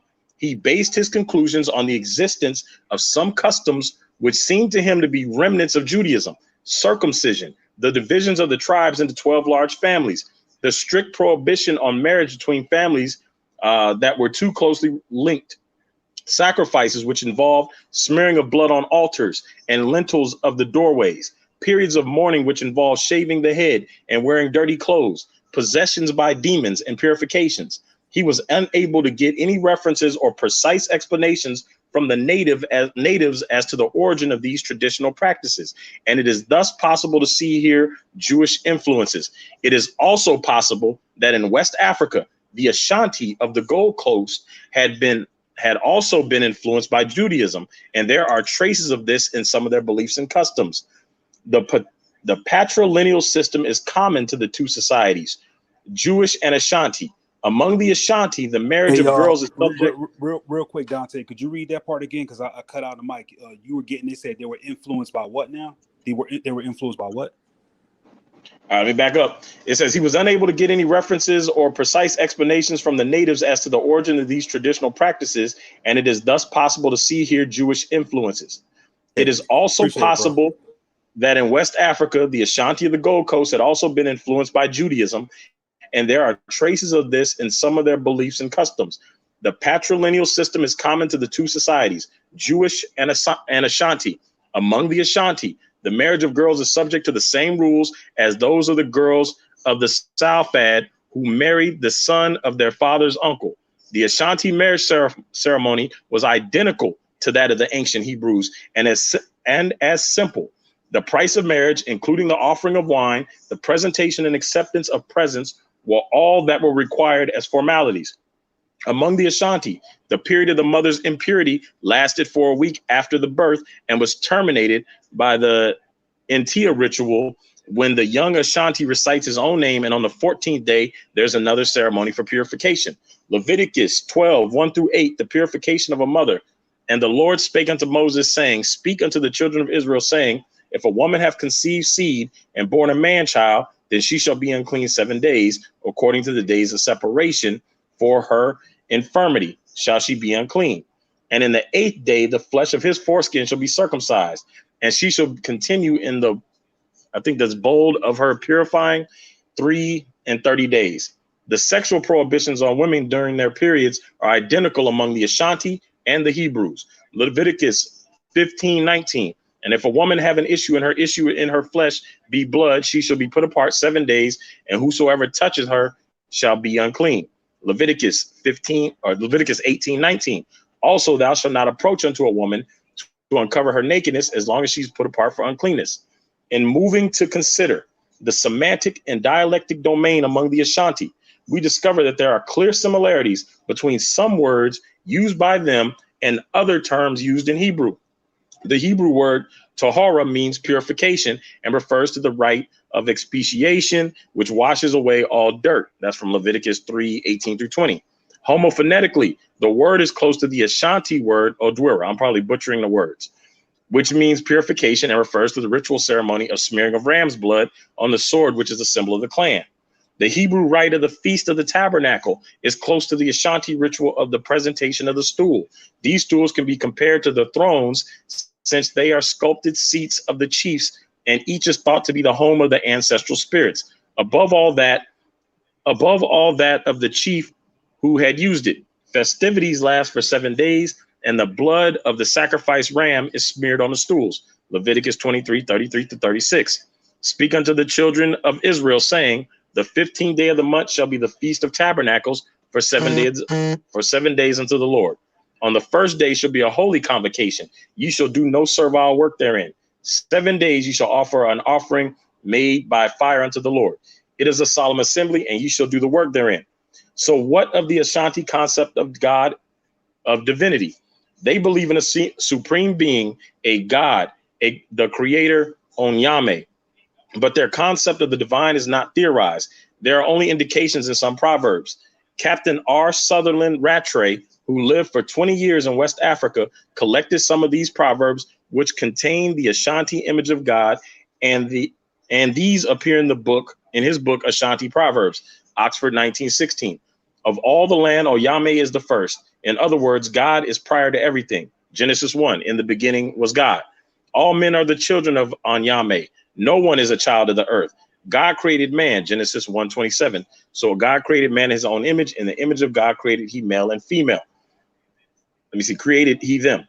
These two Ashanti proverbs seem to us more an expression of popular wisdom than of religious beliefs, although they do transmit the perception the ideas of the Ashanti have the supreme being. Their confidence in this order, which is naturally good order, but what seems to be lacking is sacred dimension through which they can be seen as more than maxims dictated by everyday experience. If we now turn to the domain of the semantic in the word Oyame, the supreme being of the Ashanti, the O is often omitted, and the word Inyame is used to designate God. For the Hebrews, Yahweh is the revealed God, and this word has an extraordinary vocal similarity to Inyame, which is also Nayek Kapan, and the one and only, the Almighty. Saturday is their sacred day. What is said for the Lord of the Sabbath? One of the attributes of Inyame is Bora Bor, which signifies the creator. The Hebrew verb bara, to create, is similar, not so much for its consonants as for its meaning. Among West African tribes, The terminal T or Tai signifies the race of the men of the children of. If we deconstruct the term Ashanti, we have the children of Ashan, or the race of Ashan. Book 1 of Chronicles 4:32. And their villages were Etam and Ayin and Rimmon and Token and Ashan, 5 cities. The book of Joshua 21:13 through 16. Thus they gave the children of Aaron the priest Ashan. Are the Ashanti the children of the town of Ashan and the descendants of the tribe of Simeon? In southern Nigeria, the natives call Black Jews the strange people on the Imo Yokaim. They are called the Benai Ephraim, the sons of Ephraim. They claim that their ancestors came from Morocco. This is supported by Godby, which 2nd Exodus just referenced. This is supported by Godby, who noted that their language is a mixture of Maghrebian Arab, ancient Hebrew, and local patois. For example, father became Yaba. For mother is close to the Hebrew word. The Imo Yokaim Jews live in the Ondo district and have a copy of the Torah. The study of the customs and rites and the analysis of semantics of these African tribes have led many of their observers to propose some hypothesis and even draw some conclusions. Dr. Alan H. Godby reached the following conclusions. These factors have a very specific significance if we consider the presence of Judaism among the American Negroes. Hundreds of thousands of slaves were transported to America from West Africa during the slave trade, which started some 400 years ago. What traces of Judaism still remained among the Negroes of West Africa at that period? To the extent that they were persecuted, they were more likely than other Negroes to be seized during wars and sold as slaves. It is virtually certain that many part Jewish Negroes were among those sent as slaves to America. How many of them would have been able to conserve some Jewish customs is another question. This conclusion put forward by Godby, which argues for the existence of a more or less recurrent Judaism in West Africa in the same places as those from which the Negroes were taken, is shared by others such as Maurice Delafosse. But significantly, it has been adopted by a class of educated Black Americans as the key argument to demonstrate that the Jewish religion is the traditional religion of Africans brought in slavery to the American continent. All right, so you're not going to continue to read that? But what else is there to read? How far you want me to go? You want me to read this whole thing? Right. So you want me to read the whole paper? It's like 20-some pages long. Right, but hold on, bro. Watch this. I'm gonna read that paragraph you just read. We can keep reading. We can read all the way through. No, he want to read them last couple of sentences you just read. Okay. Let him go. Watch this. That's why I was quiet. I let you read this for a reason, right? All right, go ahead. Because once again, this article is to show proof of where Black Jews get their religion from. And what they did was examine some of the Judaism or Judaic sources or remnants that was left that influenced these people. It was clearly said multiple times in this article. So now, when you look at what you just read, it says this conclusion put forth by Godby, which argues the existence or more or less recurrent Judaism in West Africa in the same places as those which Negroes were taken, is shared by others such as Maurice Delafosse. That's what you read. Then you said this, but most significantly, it has been adopted a class of educated Black Americans as key argument to demonstrate that the Jewish religion is the traditional religion of Africans brought in slavery to the American continent. But here's what he said after that. Nothing either confirms or repudiates this theory. Why didn't you read that? Why didn't you read where he concluded that nothing either confirms or repudiates this theory? In fact, nothing confirms or denies it, right? He just stated the fact. Hold on. Stated the fact. We can keep going. Why do you? We can read the whole thing. Read the rest of the paragraph. Read the rest of the paragraph. Don't stop if we're gonna read it. You just read. If we're gonna keep reading, don't read one sentence. Read the whole rest of the paragraph. I am. We're gonna watch this. I'm gonna keep reading. Watch this. Keep going. So all that you just read in that theory about that happening, he says nothing either confirms or repudiates this theory. In fact, we need to be very cautious in this instance. It is difficult to accept without some debate the thesis that these Black slaves in the frequently insupportable material conditions in which we were forced to live, they were forced to live, were able to preserve, maintain, and transmit a religion such as the Jewish religion. My God. He said, it is a commonplace that this religion in particular is subject to the strict and well-defined rules of behavior and ritual. In this context, the case of Islamicized pearls can be obviously cited, where they were brought into slave trading boats and knew how to read and write Arabic. But even this instruction, which could have acted as a means of resistance, could not have been transmitted through the groups of black slaves on the plantations. It is easy to accept that Jews of North Africa and the Iberian Peninsula had contact with African Negro bloc, and they were forced to seek refuge in Black Africa and to mix with the indigenous population, and that their descendants kept bits and pieces of the religious customs. And it is understandable, right, that on the argument of the existence of Black Jewish communities in the African continent acted as support and basis for the mythography, because the purpose of myth was to offer an objective image of the world, but to explain the way in which man was to understand the relation of the world. We cannot, however, see the myth of Black slaves with traditional Jewish faiths simply as a straightforward literary or philosophical creation. This mythology is weighed down by the whole series of factors, which all above is the psychology of Black Americans. So what he's saying here in the paper that you just read, that this is nothing more but influence of Jews that settled in this area and left. And hold on, Dante, bro, you breaking up. No, let him go. Let him talk. But here's what it says. He says that in this context, it is obvious that they can say that it was Islamic sources that brought that in, because the evidence that they have is, and I quote, they were brought in on slave trading boats and knew how to read and write Arabic. Isn't that funny? Because the only Semitic language that we find in West Africa is the Ajami script, which is Arabic. And when we look at the pews in Savannah, Georgia, guess what? They Arabic as well. So in this whole paper you read, that's why I've been quiet and just been sitting here blowing my nails, man. Because the conclusion of this article is that he says we cannot support this. And the only reason we see anything from that was either A, Jewish influence by those who came from North Africa and the Iberian Peninsula, and B, an Islamic influence. That's the end of your article, bro. What else you got? Second Exodus, you want to share something on what you just heard? Yes. You can hang that up. Hey, take that article. You can hang it up, bro. Because this article. Wait, hold on. Let him. Second Exodus. Go ahead. Second. I would simply like to. So this will go back to the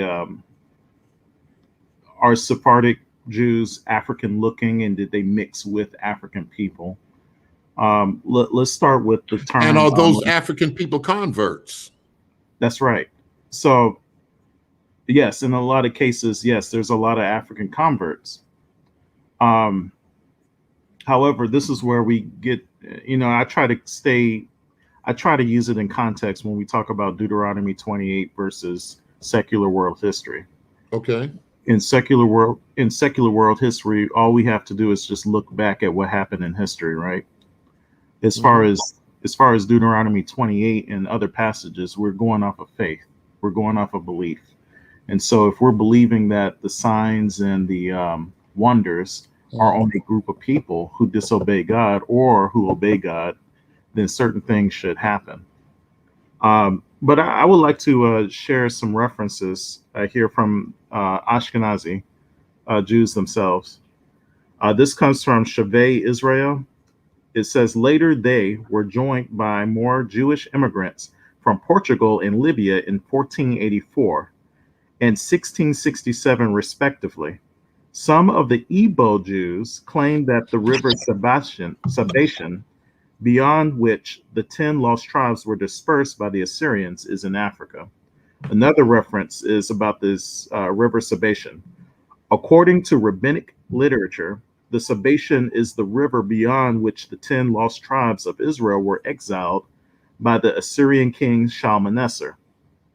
Now I'm going to read a reference from the Sanhedrin 94a. The Gemara asks, to where did Sennacherib exile the 10 tribes? Marzuthra says he exiled them to Africa, and Rabbi Hananiah says to the Salug Mountains. Another reference says from Rashi Yitzhaki, 1040 to 1105, the 10 tribes went to one place, Africa. Another reference by Rabbi Elijah ben Solomon Zalman, Vilna Gaon, a letter sent by the elders and rabbis of the Ashkenazi community in the land of Israel to the B'nai Moshe and the 10 tribes, written and presented by the great sage, knowledgeable in the hidden and revealed, the great light. Our teacher, Israel, author of the book Talklin Hadenton, the appointed head and leader of the Ashkenazi community known as Midrash Perushim in the city of Tispat. May it be speedily rebuilt in our days. Amen. Thus send the dwellers of the land of Israel, who abide by the Torah of Moses, which is a gift and inherited portion to our brothers, the children of Israel, the son of Isaac, the son of Abraham, who revealed the belief in Hashem. They are our holy and pure brothers, the righteous upon whom the world rests, the B'nai Moshe, servant of Hashem, who dwell across the river Sabbatian, also known as Sabbatian, and who pledge allegiance to the king of Israel, who sits upon a mighty throne and who rules over the 10 tribes, whose settlement is in the land beyond the rivers of Nubia, who camp according to their banners, the tribe of Dan, of Naphtali, of Gad, and Asher, the tribe of Issachar, who understands the movements of the celestial bodies, constantly involved in Torah study, and the tribe of Zebulun, encamped at Mount Freon.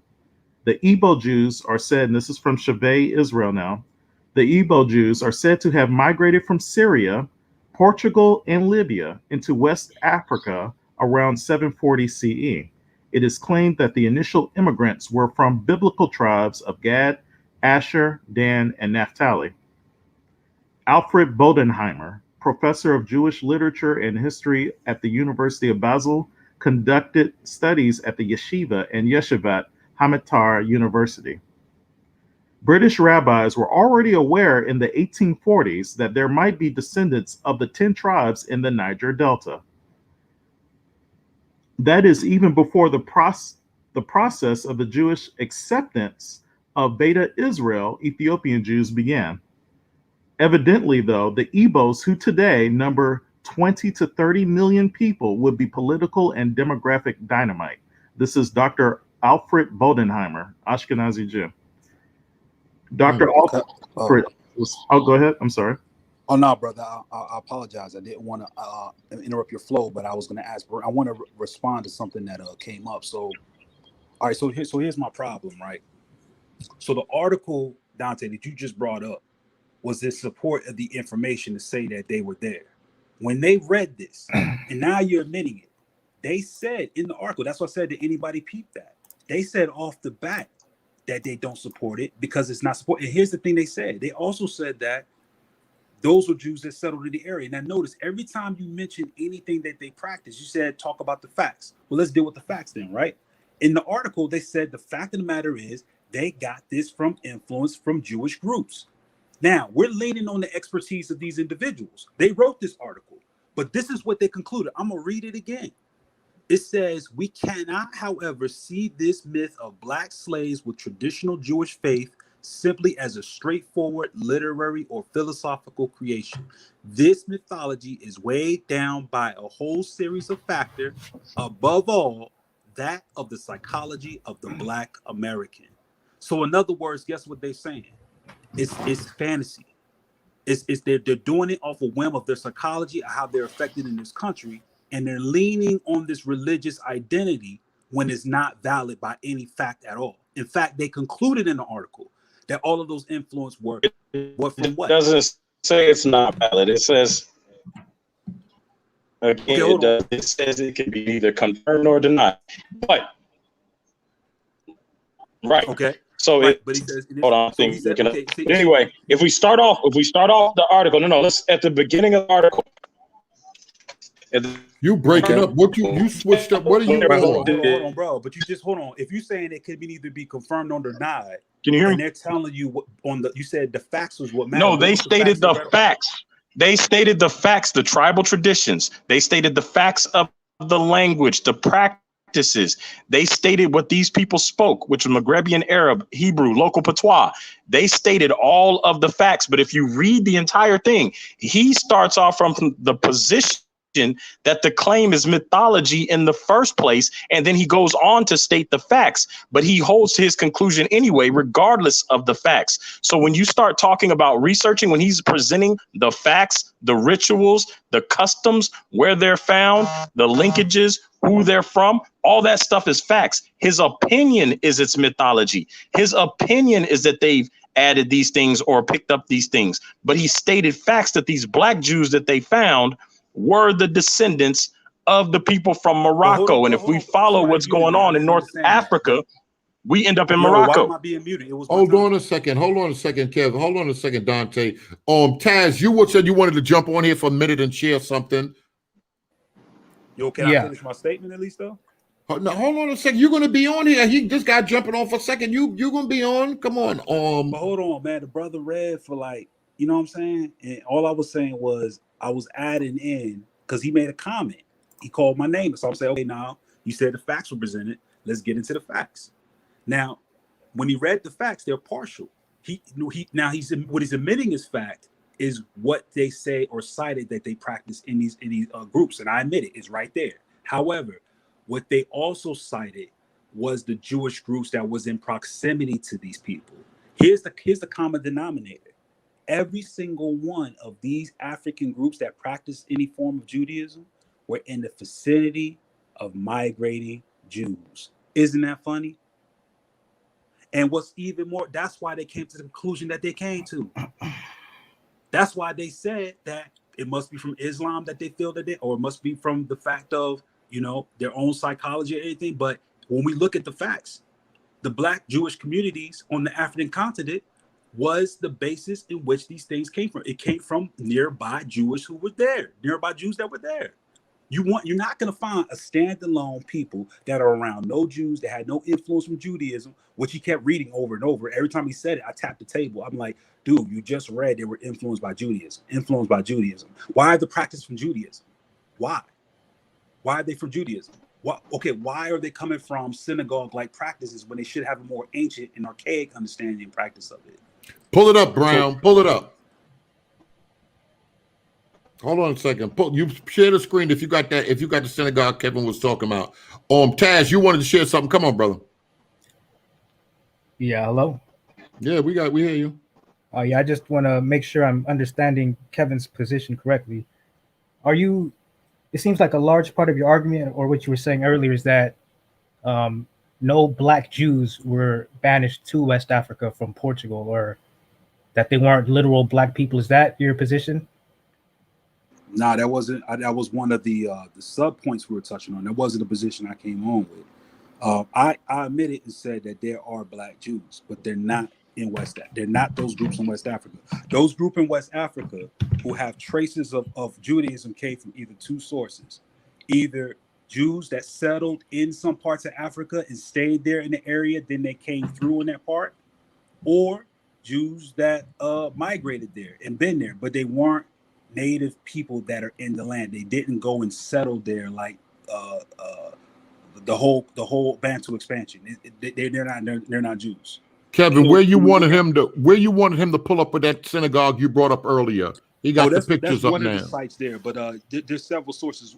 I didn't ask him to pull up anything. I was telling the people that they could pull it up, but since he's got it up right there, he could look and see when this is established. Now, what we need to pull up, if you want to pull up individuals for the people, is you need to pull up who was the governor and who were the people that are part of the government at that time that was dealing with that synagogue. And I can give you their names right now. When you pull up those people and who they were, you're gonna be quite disturbed about what these people look like, because they had paintings that were made of them in that area. For example, who's the dude I mentioned? Mordecai. What was that, Marine? I was asking, was you talking about, because I guess it wasn't changing, but are you talking about like the James Edwards Ogilvy and Dr. Samuel Nunez? Nah, that name doesn't ring a bell, bro. That was the ones over that community in Georgia. This is the Savannah the guy you were talking about, right? Hold on, bro. Let me see if let me pull it up for you. Gotcha. All right, hold on. Let me pull it up. I get a name right here. This is a Jewish colony that you had. There were 42 Jews that arrived from Europe. They came from Spain and Portugal. They settled in Savannah, Georgia on July 11, 1733. Now check this out. Now this is a source here. If you go to todayingeorgiahistory.org/content/first-Jewish-settlers-Georgia. todayingeorgiahistory.org/content/first-Jewish-settlers-Georgia. That last part has a hyphen between each one.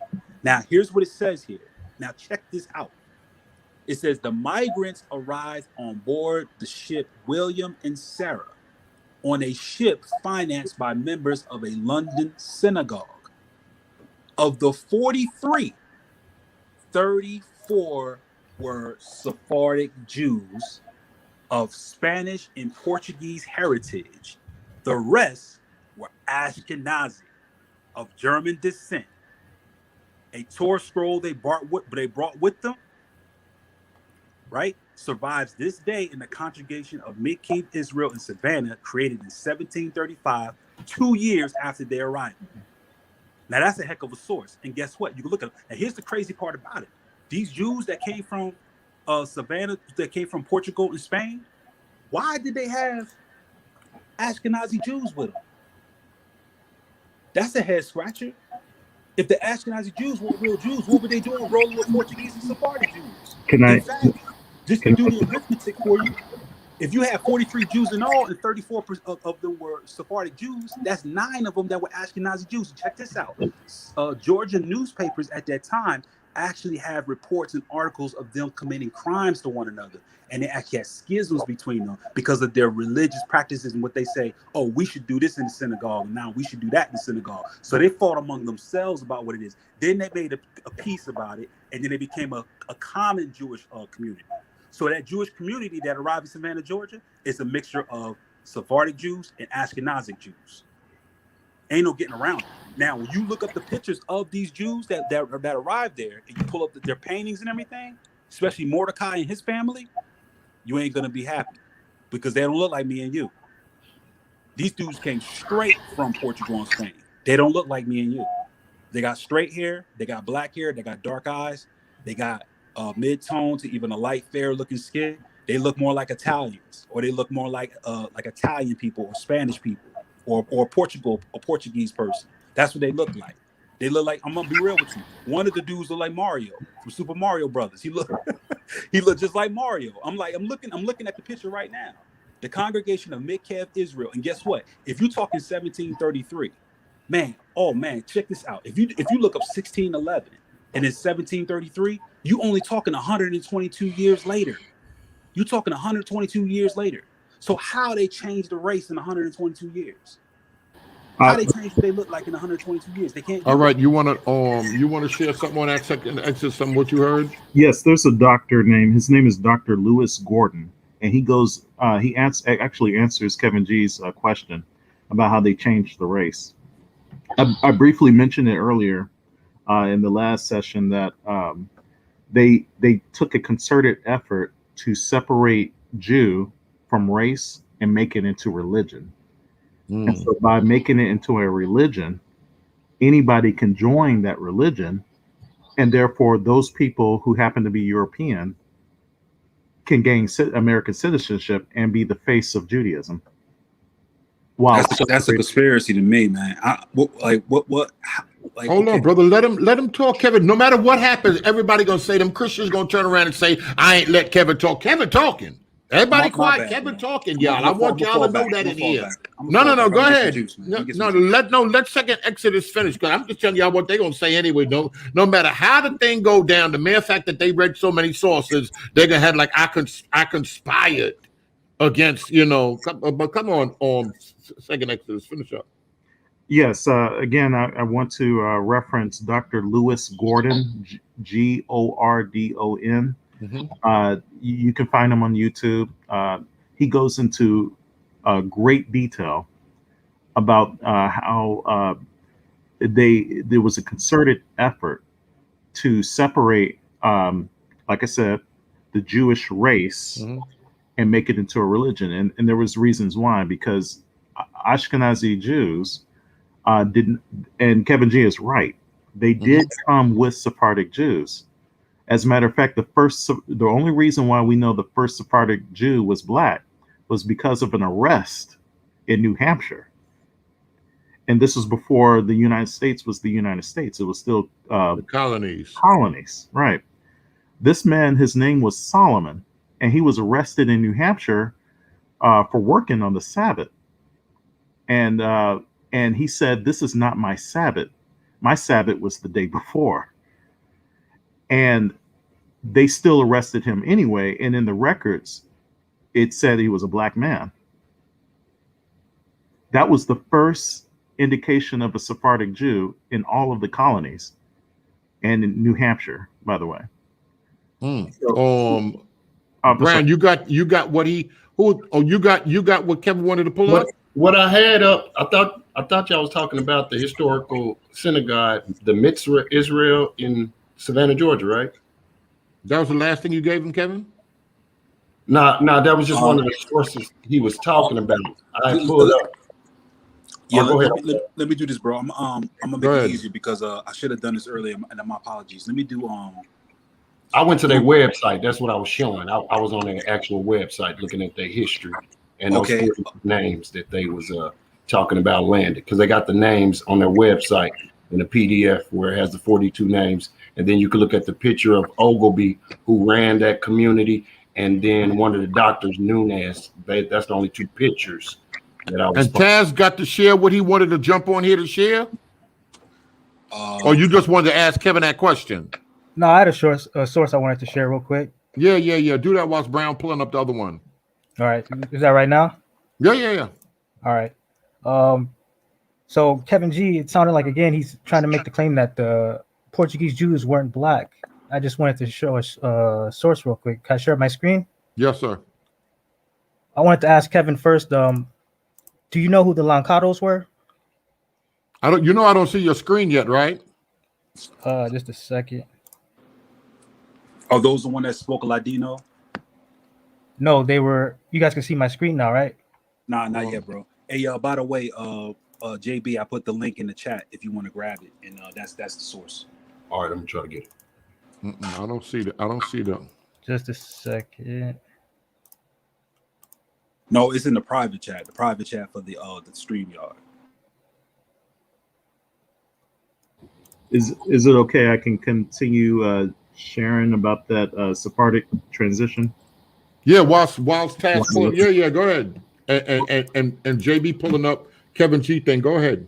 Well, before 1850, there was the main group that was in the United States in the colonies were Sephardic Jews.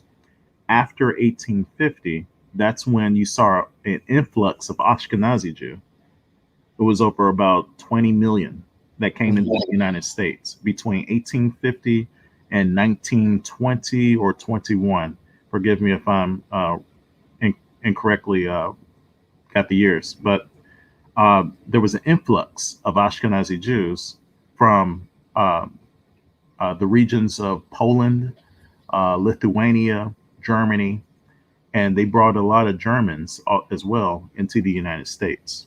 It was to whiten the United States because the United States at this time was predominantly people of color. Like they did Brazil and other countries. Just like they did in Brazil. So they whitened up the population by bringing in an influx. They said, bring me your poor, you're sick. They were bringing everybody from Europe.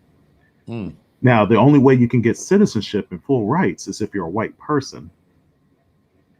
And that's where that shift took place. That's why there was a push for making Jews not a race, but an actual religion. Anybody? You said this took place in Brazil? No, I said like Brazil. Similar to Brazil. Yeah, similar, yes. All right, Taz, you ready? You go. This not Brown screen, right? Hold on, Kev. You ready? Yeah, I'm ready. That's cool. No. This not. Whose screen I got up here? That's not your screen, Kevin. This Taz screen. Yeah, that's his screen. I got that article that Kevin was talking about. I was all right. But Taz, you ready or you not ready? You want Brown to go first with Kevin's screen? He must have walked away. I don't even hear. All right, I'm gonna put his screen down, and I don't hear him. Brown, where your screen at? It should be. It should be. All right, go ahead. Is that it, my You can brother? read. Yep, that's it. Now, where I want to start off at, I pretty much already covered the beginning of this history already. But what I want to get in on is where these people came from and what they began to do. So, if you don't mind, brother, I'm gonna go ahead and read from 1, 2, 3, the fourth paragraph where it starts off with 34. It says You can 34 make it bigger? Jewish rivals. As Yeah, big if as you I want to can make hold shift and if you want to hold shift and control and use your mouse wheel, you can zoom right in. If you hold control on your keyboard and then move up on your mouse wheel, and you got to make sure you're above the text so that it will actually zoom it in. Is that better? I don't see no change. That's big as I can make it from here. Yeah, that's big as I can make it too. It probably ain't. You can't. Okay, no problem. You see Also, that? if you want to scroll down just a little bit, because I'm on the fourth paragraph. That's the third one on the bottom. All right, let me. All right, there we go. Right there. Yep, right there. Right there. All right, let me see if I can blow this up. Is that blowing up for Yeah, you? that's Yep, cool. Yep, yep. that's real good. So right there at the top where it says 34, that's what I'm going to read from. I'm going to read from my screen, so I just want to make sure that's good enough for everybody else to see it.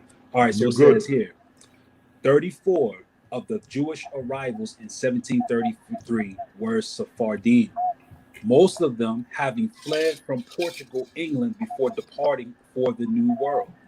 The Ashkenazic Jews felt mistreated by more numerous Sephardic Jews. Indeed, in 1734, the Anglican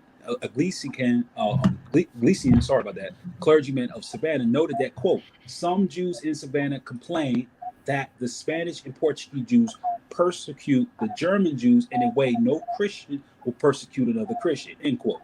The internal feuding ended in 1741. I want to stop right here.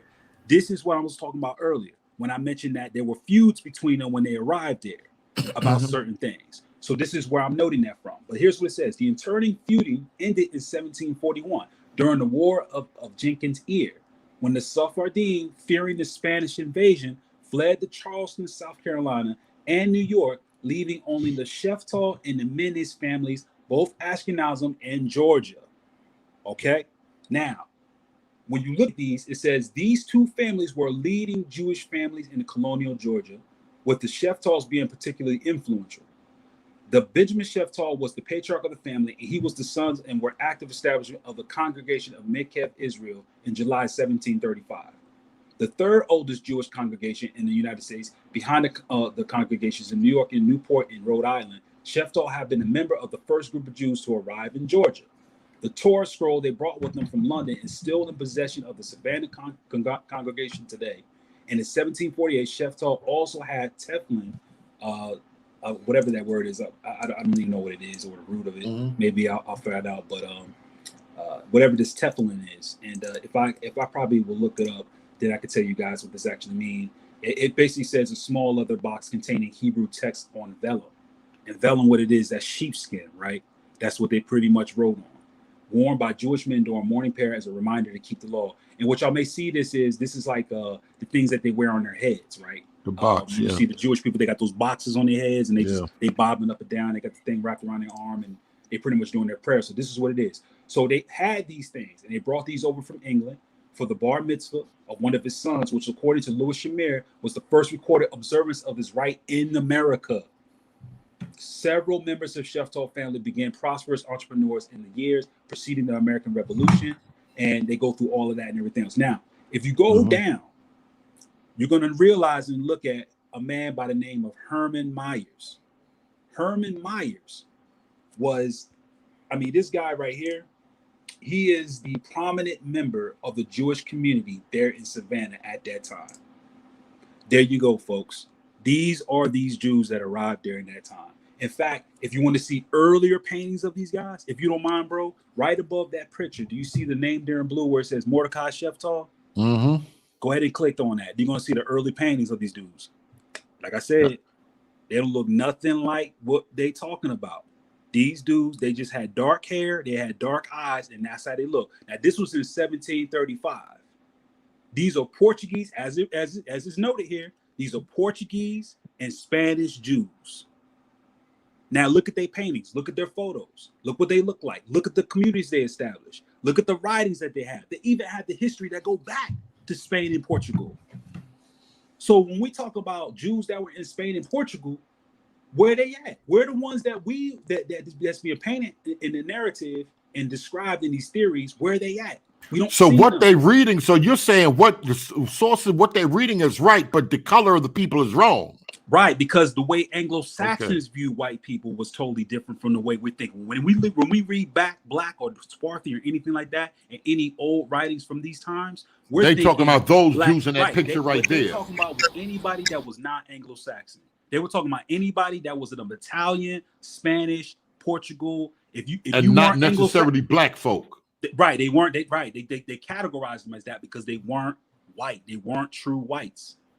They weren't. And white. you believe those are the original Jews going back to Jesus' time, 1st century? No, I don't believe that. No. So when did they come about then? These other ones? Can I answer that? That's who's that? Who's that? Yeah, second Exodus. Come on. Really quickly, the Sephardic Jews are the exiles from Jerusalem around 700 BC by King Nebuchadnezzar. He sent them to Spain. They didn't even come back at the time of Christ. They went straight from, they were already gone. That's right. They were exiles. Okay, got you. And this was before the Holy Roman Empire. So, you had the Babylonians, then you had the Medes and the Persians. All before that, they were long gone. That's right. They were gone for over 1,000 years. And this is where the Sephardim come from. And as far as everyone else, remember I mentioned Constantine outlawing conversion to Judaism by all the other ethnic groups around them. And so they had to intermix and mingle with each other, right? Mm-hmm. But the Sephardim continued to intermix and mingle with each other as well. Because if you married a Jew, you're actually converting, and that's punishable by death. You couldn't baptize anybody and turn them into Jews, and you couldn't marry a Jew. That was illegal, and that was punishable by death. That's why you have these different haplogroups saying that they're Jewish, but they were Jewish because they converted during the proselytizing of those 150,000 Jews during 30 AD. So the vast majority of what we have all proselytes. Hold on, let me see the plumber say what's it say. Can Kevin deal with all? Huh? That's Kevin talking? My bad. What was you asking me? I also want to ask you to. All right, go. No, go ahead. Let's second Exodus finish. Yeah, I want Kevin to read the screen. Go ahead, bro. Go ahead. As a matter of fact, if anybody wants to, they can pull up the King's Fountain in Lisbon, Portugal, and that shows Sephardic Jews. It shows them being deported by 4 constables.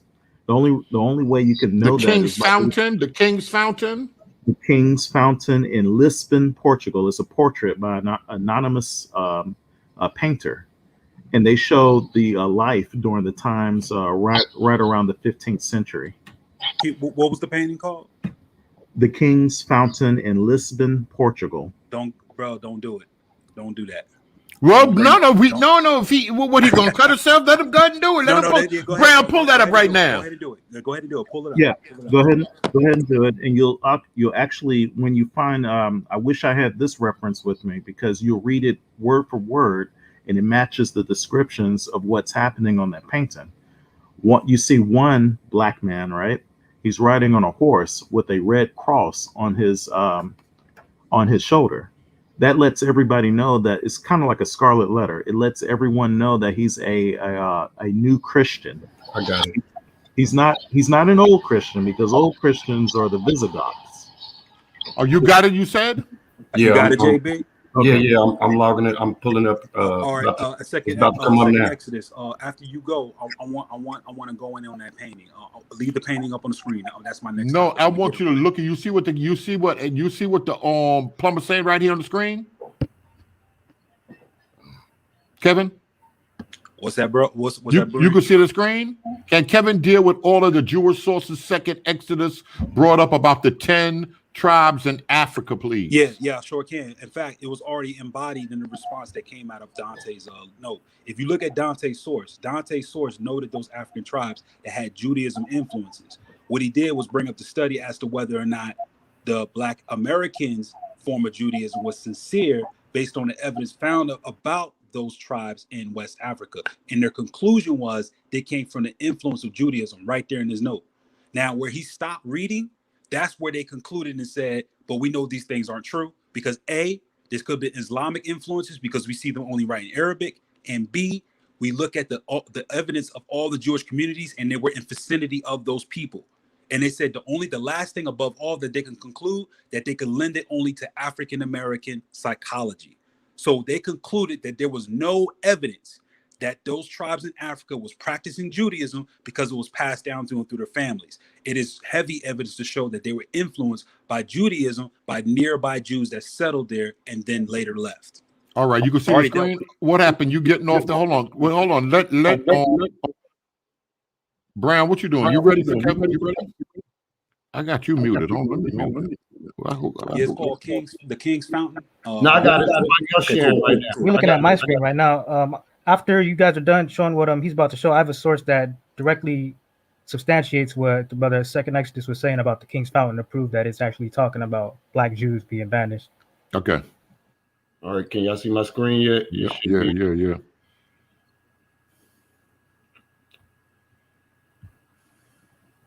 That's the picture he talking about. I'm trying to go back to that site I was just as soon as you hit it, I'm gonna make it big so Kevin got the mic. Okay. All right. Oh, wait a minute. Is he gonna? Is it my turn to go in on this painting? Yes. Okay, bro. Do this for me. Go back. Go. Don't look at images. Pull up the article. Okay. Pull up the article for this. All right. Hold on. Let me go back.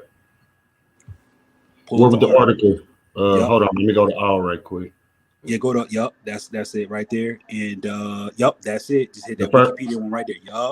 Okay. All right, now here's why this painting is a mistake, bro. Oh, it looks like this is from when you was trying to zoom in. Do this for me. No, JB, don't do that. Don't do that. Okay. Zoom out. You're using Chrome, right? Yep. All right, so you notice in the upper right hand corner, 3 dots. Where not the 3 dots, but you see the magnifying glass there? Yep. Hit that and then it should say what percentage is that. Oh, okay. I should go. Okay, I got you. Plus it up. Here we go. Yep, there you go. Cool. Now let's peep what this picture is. Let's click on the picture there, because I want the audience to have a visual of the picture, and then I'm gonna read. If you could zoom in, we're gonna first peep. Let's first look at the people. We're gonna look at this whole scene here. Now, here's the claim that he just made. He just made the claim that you see the black man there in the front there, in the forefront with the black cloak. He got the red cross on his shoulder. Yes. He said that these were Jews, right? That's false, bro. And I'm about to lay it all out. I'm gonna first read the article, then I'm gonna get in on the details of this picture, what we're actually looking at here. It says the King Fountain depicts a scene set around the Chaftes de El Rey of Lisbon, the capital of then Kingdom of Portugal. Painted during the late 16th century, the work features images associated with the wealth and power of the burgeoning Portuguese Empire. Trade goods from Japan, Goya, and various African kingdoms are seen, as are African slaves and free Africans. Portuguese Jews, Constantinople's constables can be seen detaining a thief on a drunk. Now, let me give you a little bit of history about Portuguese Jews. Mm-hmm. Since the time that they were being persecuted, they were forced to wear a yellow banner on their sleeve. Yes, and this correct. Identified the Jews. Correct. If you realize right there in the article, it actually says that Portuguese Jewish police can be seen detaining a thief or a drunk. Brother, can you bring that picture up for me? Make it big. Now, the article says that Portuguese Jews are detaining the drunk. Wait a minute. When we say a black man on a horse is supposed to be a Jew, where are these people detaining the drunk? Could you go to the far left?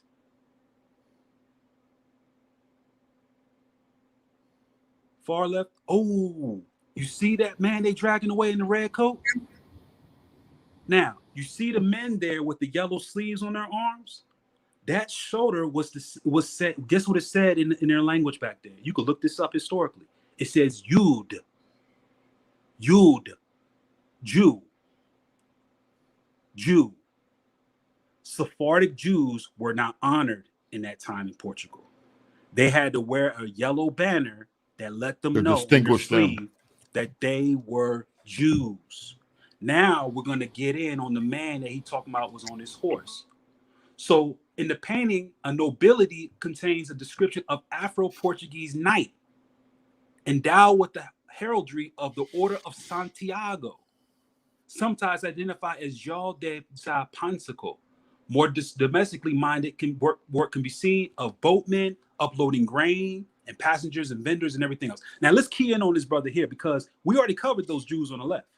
And we got the history to back that up, because these are actually Yud people. That's why they had the yellow thing. But let's look at the Order of Santiago. So, brother, if you don't mind, could you get out of the picture and go back to the article? And could you click on the Order of Santiago that's on that article? So go ahead and close out of that picture if you got it. Like, there should be an X or something for the Wikipedia page. And you see where it says Order of Santiago there in the middle of that article? Can you go ahead and click that? Ooh, what do we see? The Red Cross. Now, this brother just said that this was a Jew. But this is a man named João. No, wait, let him talk. Let him talk. Let him talk. Let Kevin talk. So Kevin got the floor. Can we go back, brother? Can we go back? Because here's the fact that he's going to bring up. I bet he's going to tell y'all, they forced him to wear this red cross so that identified him and they forced him to Christianity. False. That is a knight's insignia. It's not a religious insignia. He's nobility. He has a sword. This is a knight. It even says in an article. But let's talk about the brother on the horse. So can we close out of the picture? And in that same article, right after where it says Order of Santiago, we're going to click on his name, João de Sá Pansico. And this is the brother here. Let's read about him. Known as Pansico, the nickname meant rudeness and revealed in clothes and manner, was a black man in the employ of King John III of Portugal, who was eventually elevated from court jester to gentleman, courtier, and royal household. Celebrated as a very spirited man, he began his career as a court jester or comedian, entertaining both the king and queen of Catherine in wit jokes and parodies. Even though he enjoyed the king's projection, João de Sá received constant racial abuse. His inferior condition, undoubtedly as a result of his initial condition as a slave, was frequently brought up by other courtiers. He could do, however, what was not allowed to anyone else: mock the nobility with impunity. His status as simultaneously outsider had rose, and he became invaluable to the former king.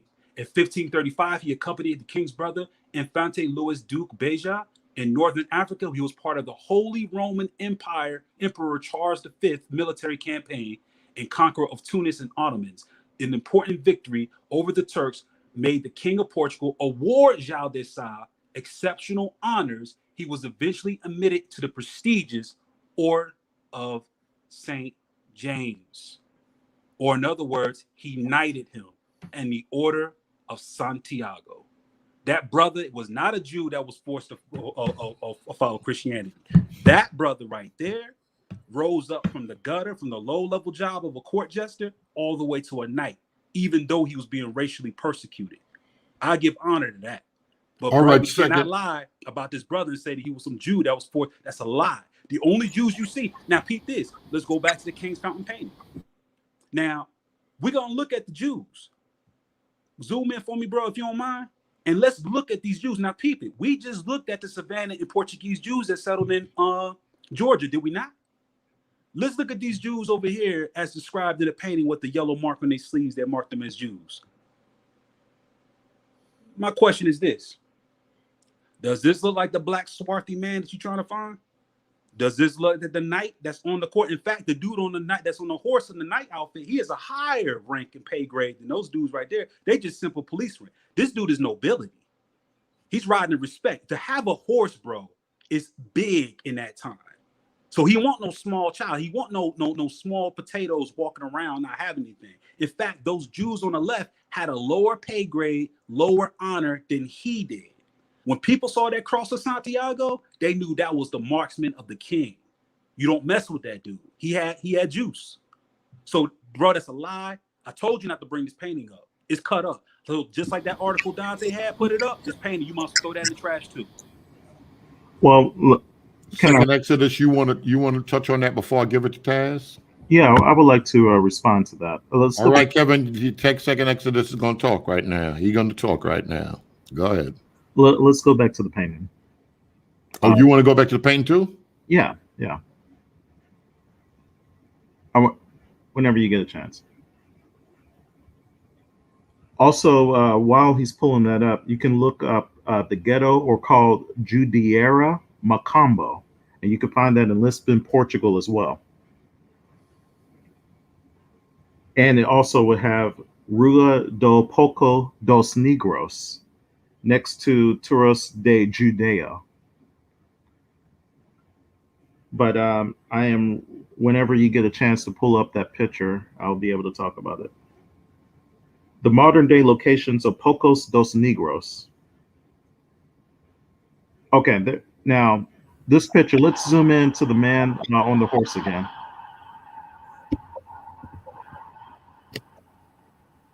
He's wearing a red cross. Notice they call him black, right? Now that goes back to my earlier, something I mentioned earlier in the last session about there's no such thing as black, right? It's, there's either Ham, Shem, or Japheth. And from those three sons, all human beings descend from those three. There's no white, there's no black, there's no yellow or red. Now, this man is called black because it was made illegal during the 1550s AD for anyone to call somebody a Jew. If somebody was called a Jew during that time period, somebody can punch you in the face, and they won't. And if they say, "Why did you punch them in the face?" They say, "Well, he called me a Jew." Therefore, the courts wouldn't hold that person guilty, right? It's almost like a stand your ground law that we have today. Mm-hmm. But when you look at this man on the horse, he's wearing a red cross to let everybody know that he's a new Christian or a converso. New Christians are Jews or Moors that have converted to Catholicism. And a lot of people converted to Catholicism in order to move up in society, to go to the universities, to become doctors, to become lawyers, to work in the king's castle. So there is a reason why he has such an air about him on the horse, while everybody else is in seeming persecution. Let's scroll over to the man that was being deported, that they said he was a drunk.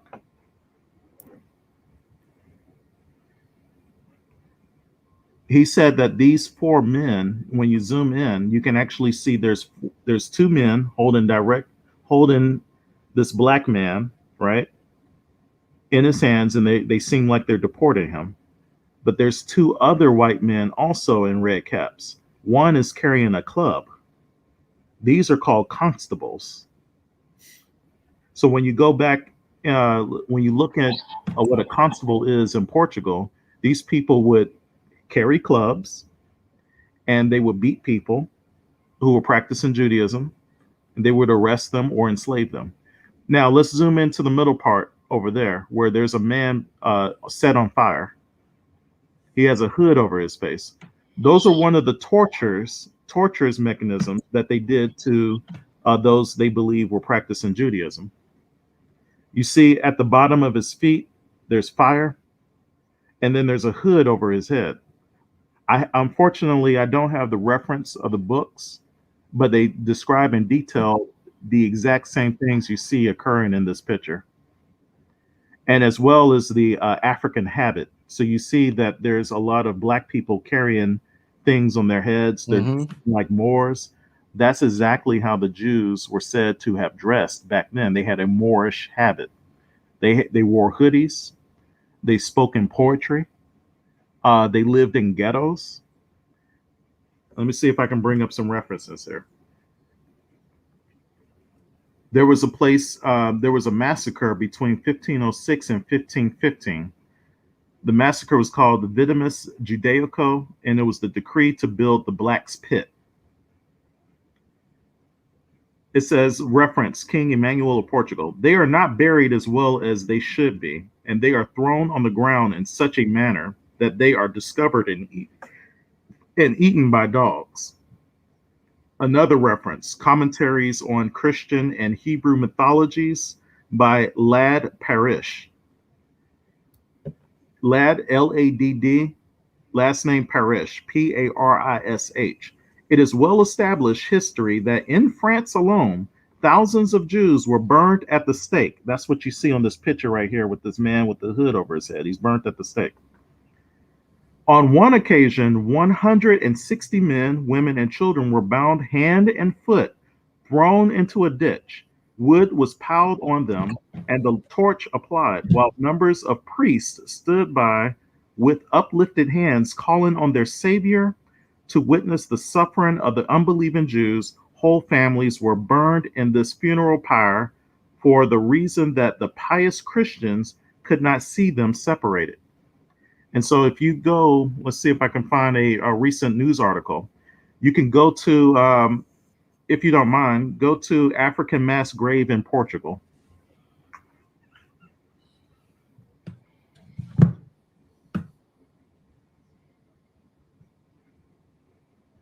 Okay, give me a second. Africa mass grave in Portugal.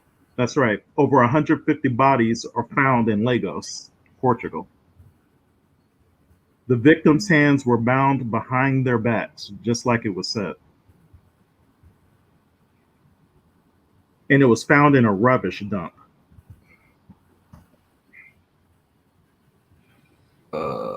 Anybody can Google this. You said Valadi Gavario, no, found in Portugal, belonged to African slaves. Trinity College Dublin researchers. You talking about that? Mm-hmm.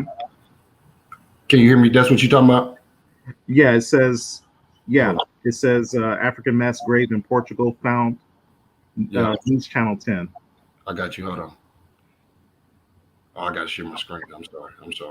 That's okay. Let me share. Bam. Bam. I feel like Dante now. Bam. Bam. Bam. Okay, here we go. And you just tell me which one you want me to go into. It could be either one. You can do the first one if you want. That journal. Okay. Yeah. I'm hitting that one now. Right there. Yeah, that's the mass slaves. Now their excuse is, well, these were just slaves thrown in Africans thrown in a ditch, right? But the way they were thrown in the ditch, they were burnt, their hands were tied behind their backs. And you can also look at their genetic analysis where it says they were West African or Bantu speaking. You can see how their hands were tied behind their backs, just like how they said that they did the Jews. And this is only a few miles away from the location where it's called Pocos dos Negros. And remember, it was illegal in 1550 to call anybody a Jew. That's where we get the term Negro from. So originally, Negro was not meant to be describing Africans. Negro only meant to describe Jews. Now, I think everybody's familiar with Zondervan's Bible Dictionary, where it says the descendants of Ham are not the Negroes, but Mitzrayim, Put, Libya, and Canaan.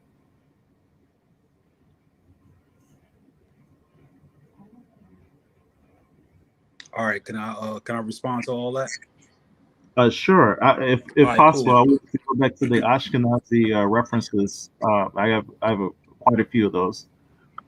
Okay, I want Cass to go. He been sitting with them other slides over there. He's supposed to just jump on a minute. But I got to respond to what he just said. You can respond in a second. You can respond in a second. No. Okay, all right, cool. Man. On the Zondervan thing. No, it was. Hello. All right, you ready? Hold on, bro. Yeah, I'm ready. You said. You ready? Yeah, I'm ready. Can you hear me? Yeah. Come on. All right. So I'm in complete agreement with what Second Exodus is saying. What Kevin G is doing is he's using modern sources to try and explain things that happened a long time ago. Our whole point is that an identity was stolen. So if you want to debunk that claim being made by us, you can't use modern sources to explain a painting that was made centuries ago. So if we look into actual historical sources from that time period, we can see who was being banished and what these people look like. And I'm about to show you. There's a guy named Richard Jobson. The source I'm about to read from, this book is Africa and the Discovery of America by Leo Weiner. It was published in 1920, but let me see. Right here, you see he's going to quote a guy named Jobson. Richard Jobson was an English explorer of West Africa. He is only known from his writings on his 1620 to 1621 voyage to the Gambia River. Now, this guy, the Lancados, he's about to talk about the Lancados in the source I'm going to read. The Lancados, which means literally the thrown out ones or the cast out ones, were settlers and adventurers of Portuguese origin. Keep that in mind. They were from Portugal and other areas, and they went to Senegambia, Cabo Verde, Guinea, Sierra Leone, and other areas on the coast of West Africa. Many were Jews. Keep that in mind too. And they were from Portugal. And it says they were often new Christians, like how the brother Second Exodus was saying, and they converted to Christianity to escape persecution from the Portuguese Inquisition. So we see Richard Jobson, he made a voyage to interact with these people in 1620, and the source I'm about to read is quoting what Jobson says about these people, and he's about to explain what they look like, and he's going to explain where they came from. Now, the Lancados, as I just read, they were Jews. Some of them, it said many were Jews, and some were converts to Christianity. So let's read and see what he says. This is page 110 in this book, Africa and the Discovery of America by Leo Weiner. Jobson describes these Lancados under the name of Portugales. This means Portugal. Portugales simply means Portugal. They weren't called the Lancados back then. They were called this. Let's see what he says. I must break of a while from them and acquaint you first of another sort of people we find dwelling, or rather lurking, amongst these Mandingos. So he's saying the Lancados, they dwell and live amongst the Mandingos. Only one leads some certain way up the river. And these are, as they call themselves, Portugales. He just said right here, Jobson describes these Lancados under the name of Portugales. So he's talking about the Lancados when he says Portugales. And some few of them seem the same. Others of them are mulattoes between black and white. Notice he doesn't say any of them are white. He's saying some of them look between black and white in reference to their skin complexion, but the most part as black as the natural inhabitants. Keep in mind, this is a reference from 1621, and that painting was produced in the year 1570, I believe. So this is like at least half a century after that, where he's talking about these people. Now he says, others of them are mulattoes between black and white, but the most part as black as the natural inhabitants. Who are the natural inhabitants? The Mandingo people. We all know how black Mandingo people are. I don't need to look up images and show you guys how black Mandingo people are. It's talking about the Mandingo people of West Africa. Right here, other inhabitants, Negro tribe. He's talking about Negroes. So he's saying these people are black, like Negroes, as black as Mandingo people. So that's black. That's not Caucasian people. That's not, Caucasians don't get that black. So let's keep reading. As black as the natural inhabitants, which are the Mandingos, so we know they're black. They are scattered, some 2 or 3 dwellers in a place, and are all married, or rather keep with them the country black women, of whom they beget children, howbeit they have amongst them neither church, nor friar, nor any other religious order. Now it's going to tell you where they came from. It doth manifestly appear that they are such as have been banished or fled away from forth either of Portugal, which is Portugal, when you look this word up, or the isles belonging unto that government. So what this is basically saying, this is from 1621, it's saying that these Lancados, which we just read, they were Jews, many of them were Jews, and it says they were often new Christians because they were converting to escape the persecution, and we know they were Jews because it says they were banished and being persecuted, and it says at the very beginning where I read, it says they're as black as the natural inhabitants. And the natural inhabitants, it tells you, are the Mandingos. Right here, it says Mandingos. And they're as black as the natural inhabitants. So that's not white people. And this is from 1621. So when you want to get the true secrets of history, you don't go to Wikipedia and use modern references to try and explain things that happened hundreds of years ago. You go and you find a source from that time period. And one last thing I want to show. This book is called For Africa. This one will be quick. It's something in response to something Kevin said earlier. For Africa, containing what is of most use in blue. You all see the title. This book was from 1714. Let's go to page 39. I'm going to zoom in for you guys. Up here, it's talking about whatever, but the point I want to get is right here, or page 39 at the top. It says, so much for the whites, as if he just got done talking about white people. We shall treat of the blacks when we come to Guinea, Negro land, and the Cape of Good Hope, where they inhabit. So he's talking about black people in West Africa. Leo says, which is Leo Africanus, I believe. Leo says there are other kingdoms on the southern frontiers of this country, which are inhabited by a rich, industrious, and just sort of people. Judaism was the religion of ancient Africans for a long time and succeeded by Christianity. But Mohammedanism, which is Islam, prevailed in the 208th year of the Hijra when all the Jews, Christians, and professors of the African religion that could be found were put to death. So I just brought this up to show Judaism. It uses the word Judaism, but it's pretty much talking about the customs of the Torah and all that. It's not talking about modern Judaism. Black people been doing this stuff.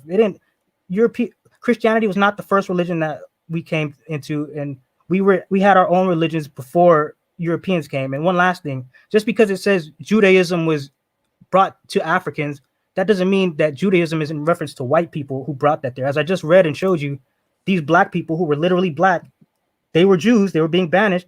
So that right there proves that it doesn't just mean Europeans brought Judaism to Africans. When you see that word Judaism, you can't use modern sources to try and explain things that happened hundreds of years ago.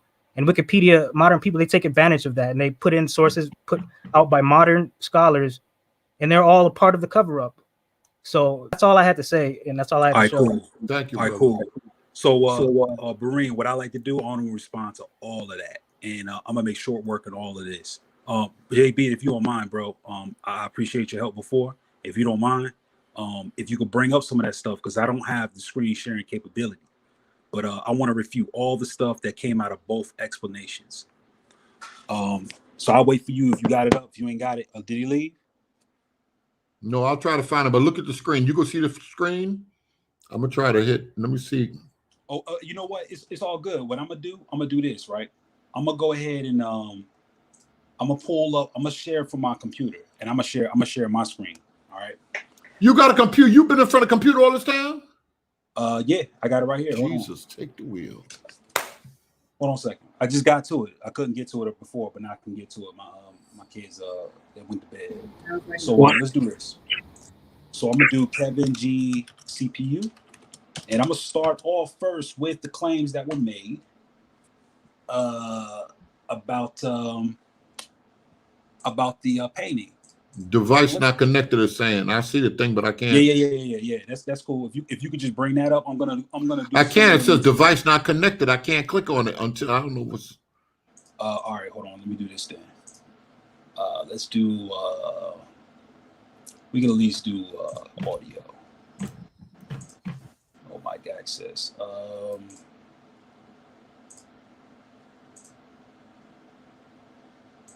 See, I don't have a. Can I mention something while you're looking for that, Kevin G? Hold on, let's do this. Brown, Kevin. What y'all need? Okay, yeah, JB. I appreciate it, bro. All right, if you don't mind, bro, can we go back to the painting? Okay. And I'm gonna go through all of this. It's gonna be real short, and I can't believe though these arguments were used again. Man, I told y'all to leave that painting alone, but I want to keep going to it. Okay. Here we go. All right, word. So check this out. So he went to the painting and he honed in on the cross. No reference, no source. He said that red cross was for Christian converts. That is a lie. If you look up the cross yourself, anybody could bring this up.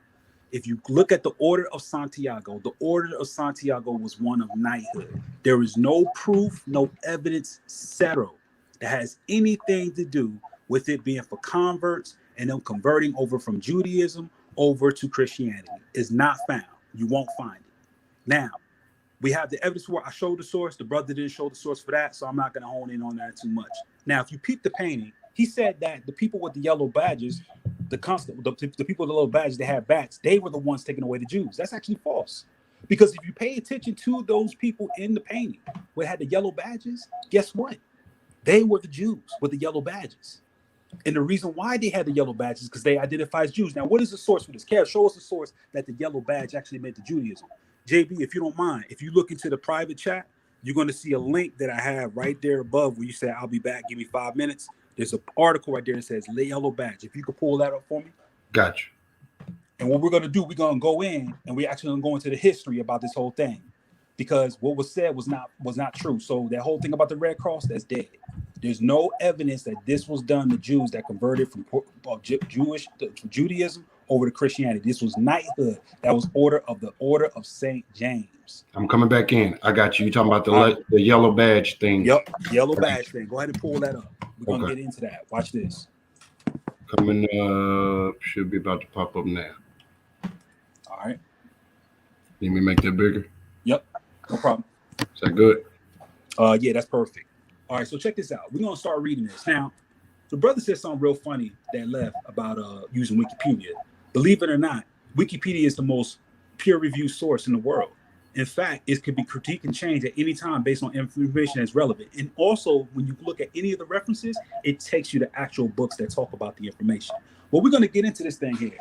So it says yellow badges or yellow patches, also referred as Jewish badges, are badges that Jews were ordered to wear in various times during the Middle Ages and some Caliphites at the various times of the medieval and early modern period by some European powers.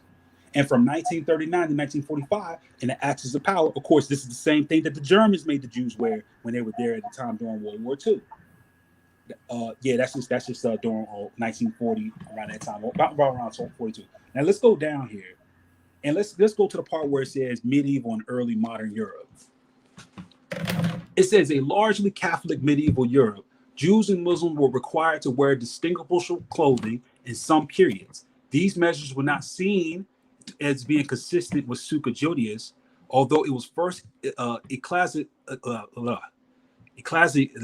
Sorry about that, y'all. My mouth is dry talking and reading for a long time. I need some water for real. Requirement for non-Christians to wear distinguishable clothing. Now look here.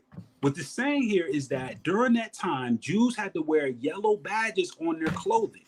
Now peep this. Remember what the brother Second Exodus said. They had to wear what? Turbans. And they had to wear cloaks that showed them as distinguishable at this time. If you scroll down, brother, we're going to look at some of these early paintings of these Jews that wore these badges. Uh-oh. Let's peep this. Can we click on the brother there with the blue down at the bottom there who has the yellow ring?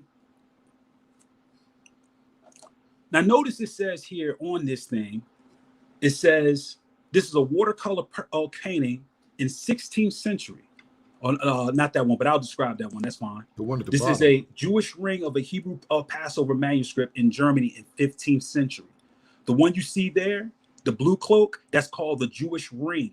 And if you notice there in the top, it says there in Portuguese, Judaism, Jew. It says that. And he's wearing his yellow ring. Now look at the description of this man here. 16th century watercolor of a Jew of Worms, Germany. The rota or Jewish ring on his cloak, money bag, a garlic bulb, or symbol of anti-Semitic ethnic stereotypes. This was the painting and drawings of those so-called times he's talking about. And these are the yellow badges that are being referred to that they had to wear. This is all throughout early Europe and what they had to go to. Now, brother, can we go back to the painting of the King's Fountain? Now, what you're going to peep is actual history. Because when we go back to the King's Fountain painting, the King's Fountain painting, as described in there, actually shows what? Jews hauling off a man for being drunk. It's not people hauling off a Jew. And guess what they're wearing on their shoulder? The yellow badges. That is certified history. That brother done lied, talking about some, those were police that were arresting a Jew. That's not true. That's not factual. That's not even it. And the brother that he pointed out in the middle that said the fire that's under him and he got the thing on his head, that's how they persecuted Jews. That's not even factual, bro. That's not even factual. That man is being, persecuted for something totally different. What this source is showing us is these yellow badges were worn by Jews, and they're clearly there arresting the man that they had. Now, let's get over to this claim that was made about the Lancados. Now, what you notice in the Lancados, he didn't want to read the rest of that. You know why? Because this is actually written in the book by a man who is from Portugal. And in that book, guess what he writes? He wrote a book. It's a man named Fernando Tabanes Ribeiro. He wrote Guinea Boloma, Historia e Memoras. And what he's talking about is the history of early Portugal and the people that left and settled in other areas. Peep what he says. Although never in large numbers, mixed race began in Lancados. And the Jews that went there, what did they do? They took for themselves African wives and concubines and served as a crucial intermediates between Europeans and native Africans. That's what he didn't share with you. Remember what he read out his source from the ancient source? He said they called them mulatto. Why? Because these people were mixed race people that wielded significant power in the early development of the port of Besocheo and the surrounding areas. These Portuguese Jews were mixed kids. And All throughout right. the generations, they became darker because of their ancestors, but they were not Native Africans. You can even read this in his book when he mentions in 1479 about how Portugal drew the trade network in West Africa, and the only people that they dealt with was those that were of their descendants. He says, source, I just named the book. What is his brother talking about? All right. And if y'all, all right, hold on. If y'all have any questions for, I'm on Second Exodus. You heard a bunch right there. Hold on, bro. I want to give him one more source. One more source is Peter Mark. In his book in 2011, he wrote The Forgotten Diaspora, the Jewish Communities in West Africa, and the Making of the Atlantic World. This is Cambridge University. You love Cambridge University. You can read it on page 280. And guess what? He talks about the Jews that come from Portugal and Spain, and they went there and made mulatto mixed kids. They took African wives, bro. These weren't black men. So I don't know what you talking about. So that whole thing about the cross, out the water. The whole thing about the badges, out the water. The whole thing about the pain, throw it away. The source you brought up earlier. All right. You ready? You ready? Second Exodus. I'm ready. You got the floor. I'd like to address the mulatto comment. This is why I spent a time mentioning where all the other Jews came from. You have an ethnic group of Jews called Judeans. Then you had the converts. They were the religious people who converted to the culture and became Jews. Mm-hmm. After the Holy Roman Empire fell, these communities still maintained a sense of separateness within each other among other people. Now let's go back to the mulatto. Where did that come from? Mulatto came from the Arabic word from the Moors called muladi. That simply meant a Muslim marrying a non-Muslim. So it was religious. It had nothing to do with ethnicity. Either you were a Muslim or a non-Muslim, and you will produce a muladi.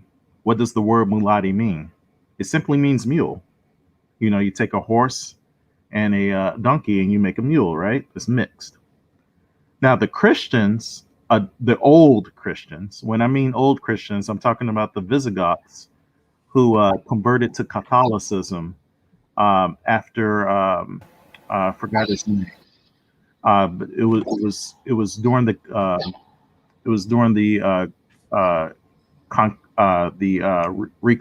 not the Reconquista, but it was during the Crusades. Mm-hmm. They adopted the term mulati and turned it into mulatto. Mulatto simply meant a Christian, old Christian, or a new Christian marrying a non-Christian.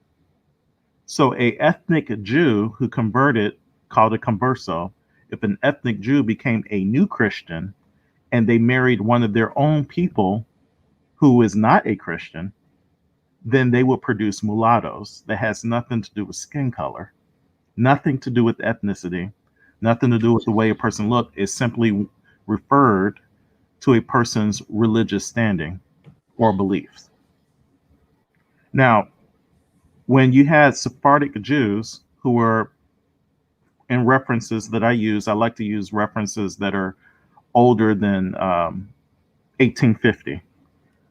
Those references they were simply saying Lancados or the Sephardic Jews who had children with people who were non-Christian. They would produce mulattoes. Let's say, for example, let's say I'm a Jew, right? And I marry a black woman from the Nation of Islam. Mm-hmm. Well, according to the Muslims, they would say that, their children are mulati. Now, let's say I'm a Christian and I married a Hebrew Israelite woman, a Jew. Then our kids, she can be the same color as Don Cheadle. It doesn't matter. They're looking at, is this person a Jew? And did that person marry a Christian? If that Christian and Jew have children, no matter what the ethnicity is, those children are considered mulatto, which means mule.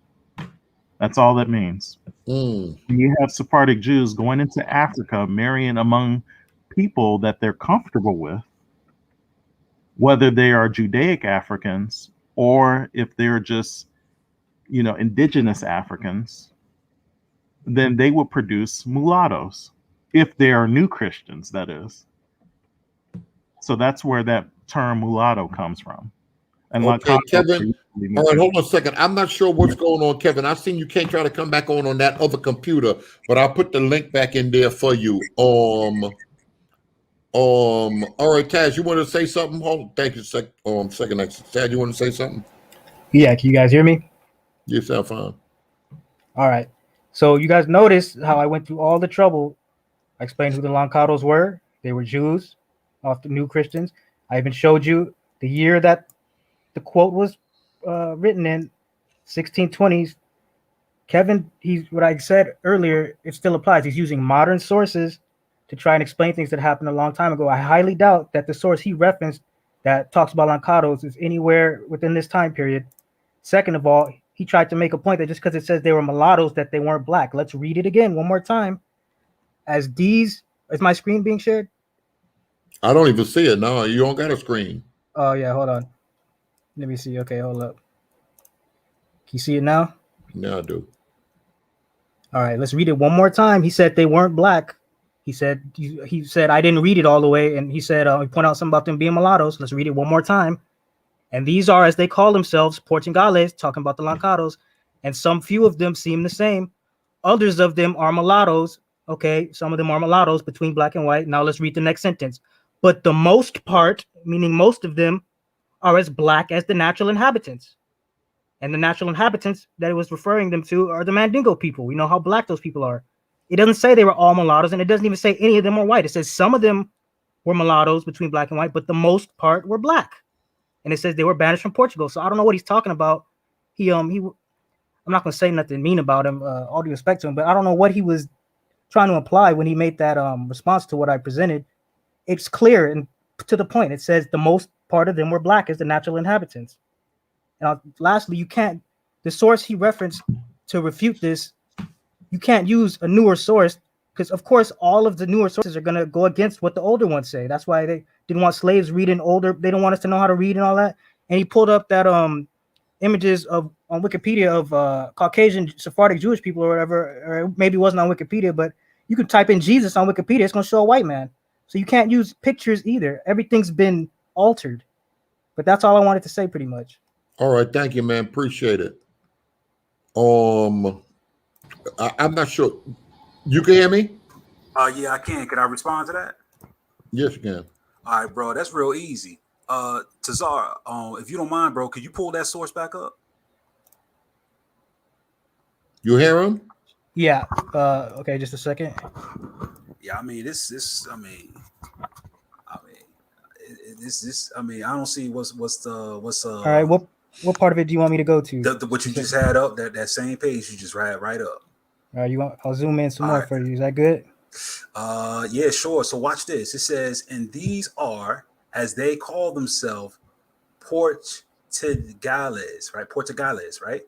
And some few of them seem the same. Others of them are mulattoes between black and white, but most of them part was black and the natural inhabitants, as the natural inhabitants. So, brother, I want to ask you this question, and this is real easy. Why did they even have a mixture of mulatto and white in the first place? Why do you think that is? Okay, so if black men were mating with women who, first of all, black people come in all shades of colors. Wait a minute. I'm explaining right now. Well, let him explain. I'm light skinned. No back then, I would have been considered a mulatto. Okay, I have full black ancestry. Second of all, that's irrelevant because it says most of them were black. Are you telling me that white people came and created a black race of people? Hold on, bro. You're not catching what I'm saying here because it seemed like it's just going one ear and out the other. Here's what I'm asking you. I'm gonna just ask you yes or no question. Were the Jews of Portugal and Spain black? That can't be addressed in a yes or no answer. Okay, you telling me the Jews of Portugal? You can't tell me they're black or white, or are they black? Or okay, white? Well, this source is saying they were black. I just showed you. Okay, no problem, bro. They're black. Now, when we read this source and also the one that I read, The wives that they took, were they white wives or African wives? It says right here they had black wives. Okay, so this source specifically saying that, but if there are other sources that say they had, hold on. And second of all, I forgot to ask this: what year was the source put out that you referenced to counter this? Because this is quoting something from 1621. That's fine, bro. I quoted something from 1621 as well. Check this out. Here's the thing, though. Who was the fathers? I think he's trying to ask. Who were the men? It's real easy. So black men got with black women and made some white and mulatto looking kids. Is that what you're telling me? Where does it say they were white? Can you show me that right here? Yeah, right there. See right there. Read the sentence that says they were white. Others of them were mulattoes between black and white. Between black and white. So based on the source that I just read, these men came from Portugal and Spain and took African wives. That's why they look mulatto. It makes sense, right? So then how could black men get black women and make a mulatto or these light-skinned kids? Why are you light-skinned? Hold on, bro. Why are you light-skinned? Did you come from African slavery? It was a slave master somewhere. Let me show you something real quick. Hold on, bro. You're saying light skin can only come from European ancestry. Is that what bro. No. I ain't saying you're making the claim that they weren't black. No, bro. You're trying to make it seem like some of them were mulattoes because they had they had white ancestry, right?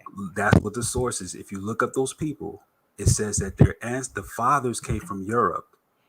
And they were he's trying to connect the pictures that Brown just pulled up, that JB just pulled up. He's trying to connect them with black women, and they were the original Jews practicing the religion, and they married black women and made babies, and that's where the mulatto class came from. You got it. It's just that easy. Are you saying so you're saying that the sum of the mulattoes I get what you're saying, but how is that relevant when it says most of them were black and some of them were mulattoes? And it says they weren't even white. It says between black and white. Because of the wives. Think about it. Because the wives? Yeah, because that's genetics. Think about it. Black Africans, do we have white ancestors? Yes, we do. But because the way we think about it, if a brother, let's take a white dude and a black dude, they made a light-skinned daughter. Now let's say that brother, she got with one of the natives there. He's still of that origin, but guess what? He's gonna be darker and he's gonna look black because of that. Like me, my ancestry goes back to Europe, right? So if do I look black? If y'all see my avatar, I look black just as I look just as black as JB and everybody else, right? But where was my ancestry come from? So then now when you look at this article, it doesn't help you because with the source that I pulled out along with this, it said that I already showed pictures what these people look like. We even looked at the painting and refuted that and showed you what they look like. So then you got to use logic. These people came down and why did it say they took African wives? And why would they come out like that? Because bro, it's inevitable. These were white-looking Portuguese, Spanish Jews that were there, and they took African wives, and that's why the children turned out the way they look in that article, bro. There's no getting around it. These weren't black men. You're saying, let me make sure. Okay, I think I get what you're saying now. Let me address it. You're saying these people right here it says most of them were black. You're saying they had white ancestry? Is that what you're saying? Well, let's do this. Let's go back to the Wikipedia article you brought up. You got it right there on the tab to the right. See that? Like there you go. Well, yeah, okay, but this is referencing a modern source, as I said. You want me to show you what year this source was put in, where it says that they were white? No, bro, hold on. Let's go up and read that. 2018. That's cool. Let's go up and read it. Let's read it. Can you find a source prior to 28 centuries before that corroborates this? That's my whole point. That's a book that was written in 2018, but his sources come from the sources you just read. Go up and read that, bro. Hold on. Don't deny it. It's all good. Wait, hold up. You're not making sense right now. Listen, my wife is mad at me because I'm loud with y'all, man. I'm trying to be quiet and refute y'all, bro. Now you got to work with me here. All right. Check this out. It says, although never large in numbers, mixed race children born to the Lancados and their African wives and concubines serves as a crucial intermediate between who? Now, brother, here's the question. Why would they still serve as an intermediate between Europeans and Native Africans? Because they were mixed race mulatto people. There's no getting around it. They look like Prince, Michael Jackson, Aaliyah.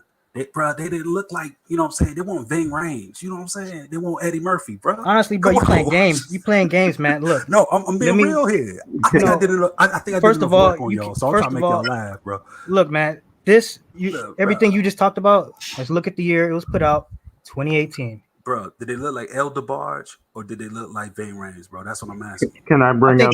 I think I made my point pretty Brother, clear. I'll let the audience did they- decide for themselves. Did they but sing I it like says, it, bro? It says most of them were. It says others were between black and white. None of them were white.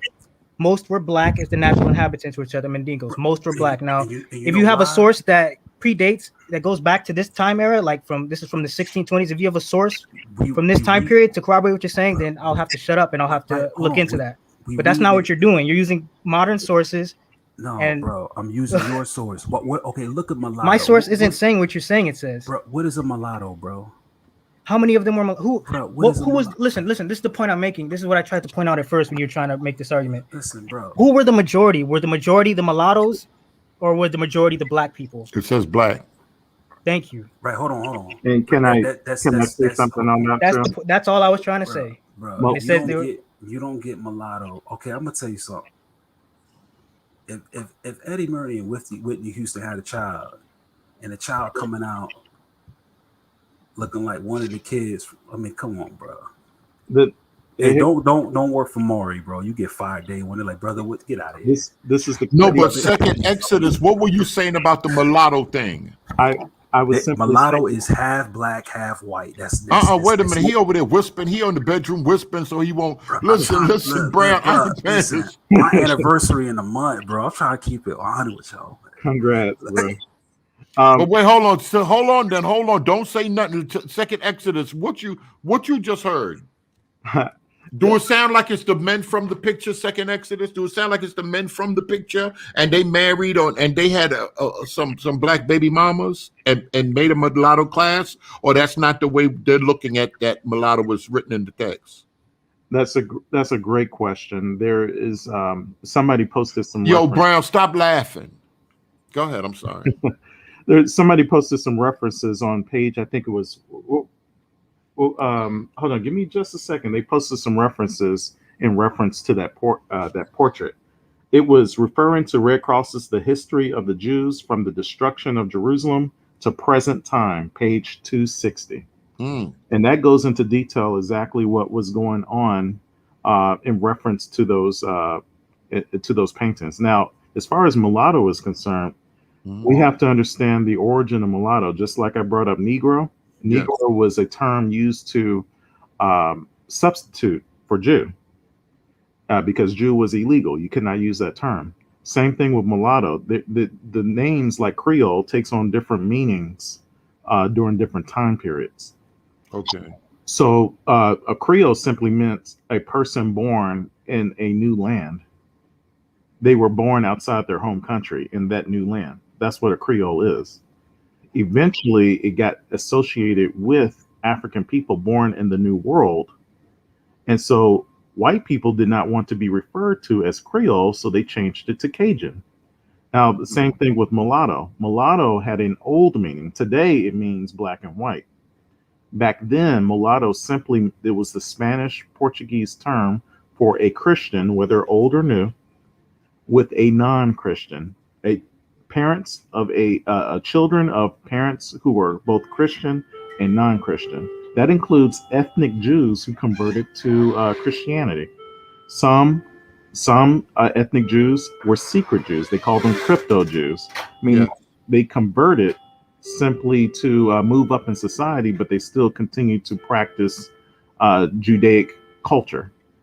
And because of that, there was an Inquisition, because an Inquisition simply means an intense questioning. That's all it means, intense questioning. So you might have let's say in modern terms, a Karen. They call the constables and they say, hey, I think this person who says they are a new Christian or a Christian, I think they're practicing Sabbath, right? And then they will come in and they'll have intense question. And that Inquisition led to an expulsion of Sephardic Jews from Spain into Portugal because Portugal accepted them. Those were called Macambo, and they went into ghettos, which were also called Judairas.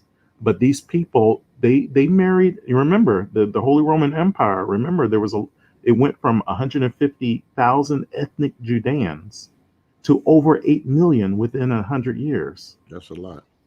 That's a lot. That's recorded history. And that was a lot of proselytizing. There was a lot of conversion of other ethnic groups of people becoming Jews. And so it was illegal to keep marrying or to be converted into Jews. So there are, before Khazaria, the Khazarian hypothesis and stuff like that, before them, there were white European Jews. There were Indian Jews. There were Chinese Jews. There were Jews all over the place. Does that mean there were ethnic Jews from Jerusalem? That's not proselytes. People took on the faith. Hey, it was that simple. And so when you have Europeans, he come back whispering. Hey, bro. Hey, good. Bro, no, I'm muting him. Go ahead, Second Exodus. Go ahead. He come back whispering, Brown. He whispered. Go ahead, Second Exodus. Even in whispering, he cut you off. Go ahead and finish what you were saying, Second Exodus. Even with the he back whispering again. Yo, this is what I'm talking about. It's what let his wife come get you. Brown left. Come on, Second. Hold on. Second Exodus, don't leave. Just finish what you're saying at least. I'm simply saying, and I have so many references that I didn't get through, but what I'm simply saying is that a ethnic Jew, that means a Jew by race, descendant of Abraham, Isaac, and Jacob, he can convert to Catholicism and become a new Christian. They call them new Christians because they didn't believe they were really Christians. They were old Christians. They were called conversos. These people can marry their own people who did not convert to Catholicism, and when they had children, they were labeled as mulatto. It has nothing to do with skin color. So, but now that goes back to, genetics. The human race consists of all skin tones. The color brown is a mixture of black, red, and yellow pigment. The absence of these pigments would lead to white. That's where you get your 4 quote unquote categories of human physiology. Hold on. Don't hang up. Come on. Where's the whisperer at? Hey, brother. I'm right here. Brother. Go ahead. Brother. I'm right here with you, brother. Don't worry about it. Yo, check this out. I'm about to refute this real quick. Check it out real quick. Please do. All right, here I go, right? You know what I'm saying? Black, brown. There's my wife right there, right? She will be considered what's called mulatto, right? Now check this out. This brother don't know what he's talking about. They're just Christians who converted. No, they're not. They're not. You need to stop that.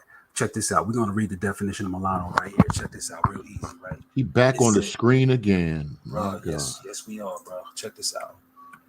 Hey, yo, Brown, you got to, I can't help it. I can't. All right. Encouraging this behavior. So look at it. It says mulatto is a racial... Let me make it big. I want them to see this. These folk got to see this stuff. Oh, yeah. Hold on a second. I don't know why it's not zooming in. Hold on, let me do something right quick because I don't know what's going on here. Hold on a second. Because the Zoom. Let me do this. Let me see if some questions coming up for you too. I think I met, and then I think I missed somebody. No problem. All right, I got it zoomed in now.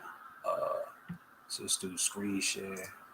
You see, Taz ready for you. He took my primary source, please. He don't want you to start pulling up no nonsense this time of night. That brother probably think primary sources are great, man. He don't know what he's talking about, bro. I brought plenty of primary sources. So check this out.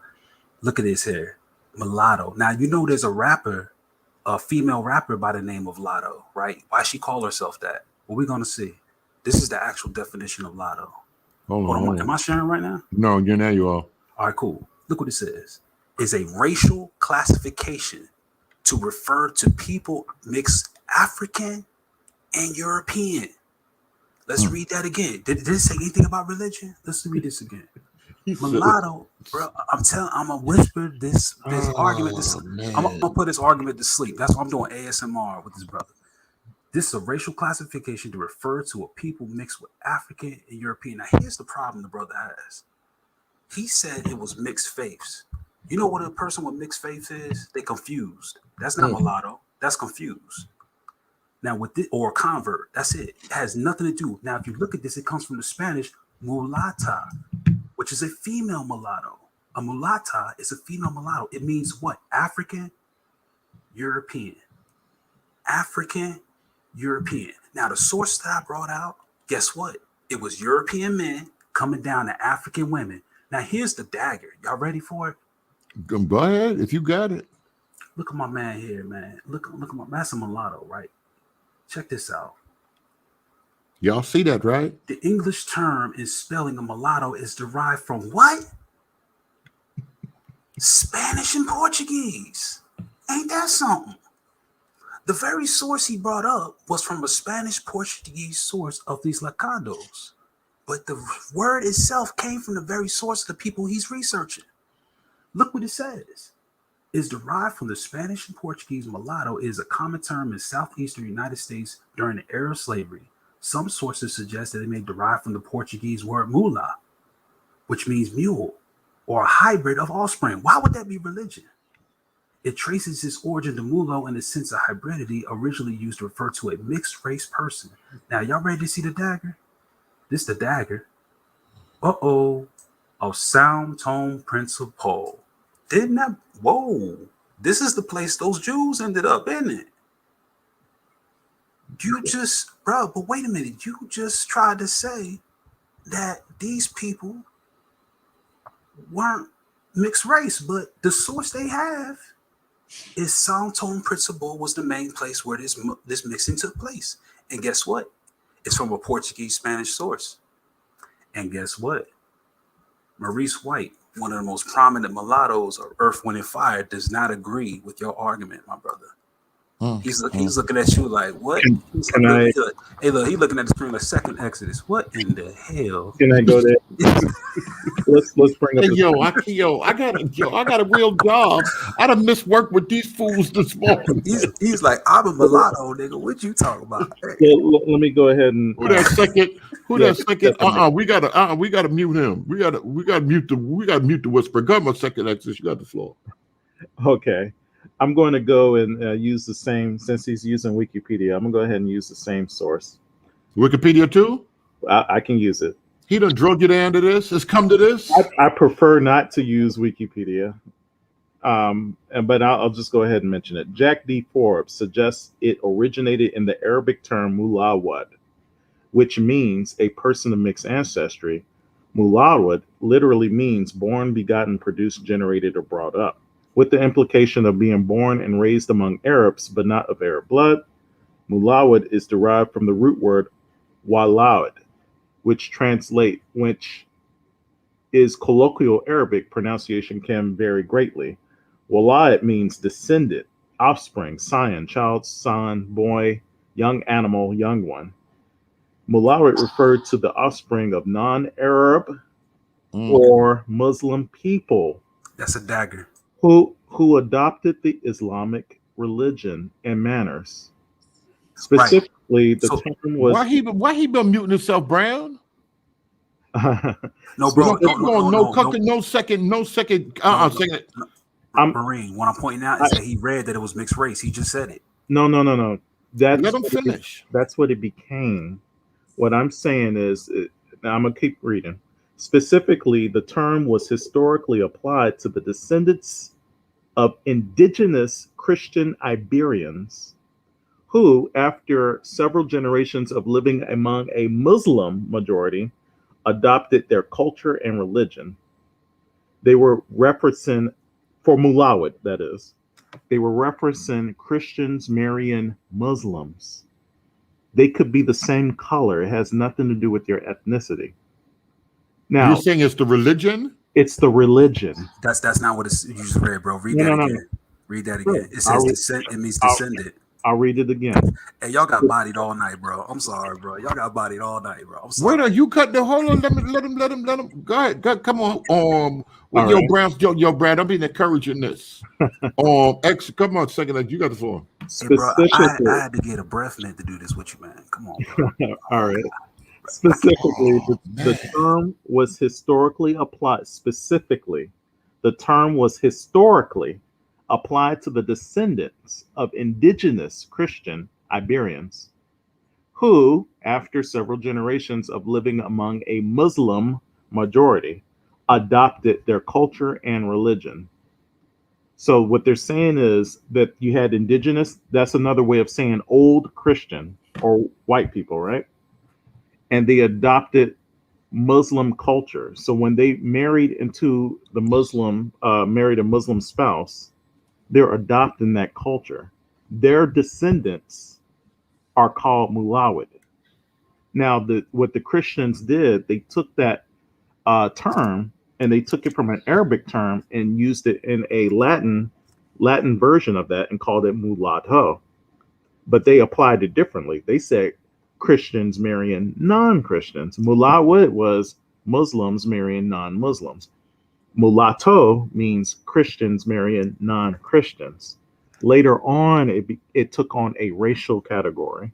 So yes, you can have a old Christian who is usually white marrying a Jew, Sephardic Jew, who is black and produce a physically mixed race child who is mulatto. Or you can have a new Christian who is a Sephardic Jew marrying a Jew, Sephardic Jew, and their children will be considered mulatto as well. Has nothing to do with skin color at that time. Later on, it became a skin color thing. And that's what we're focusing on with dark skin, things like that. Okay, watch, yo.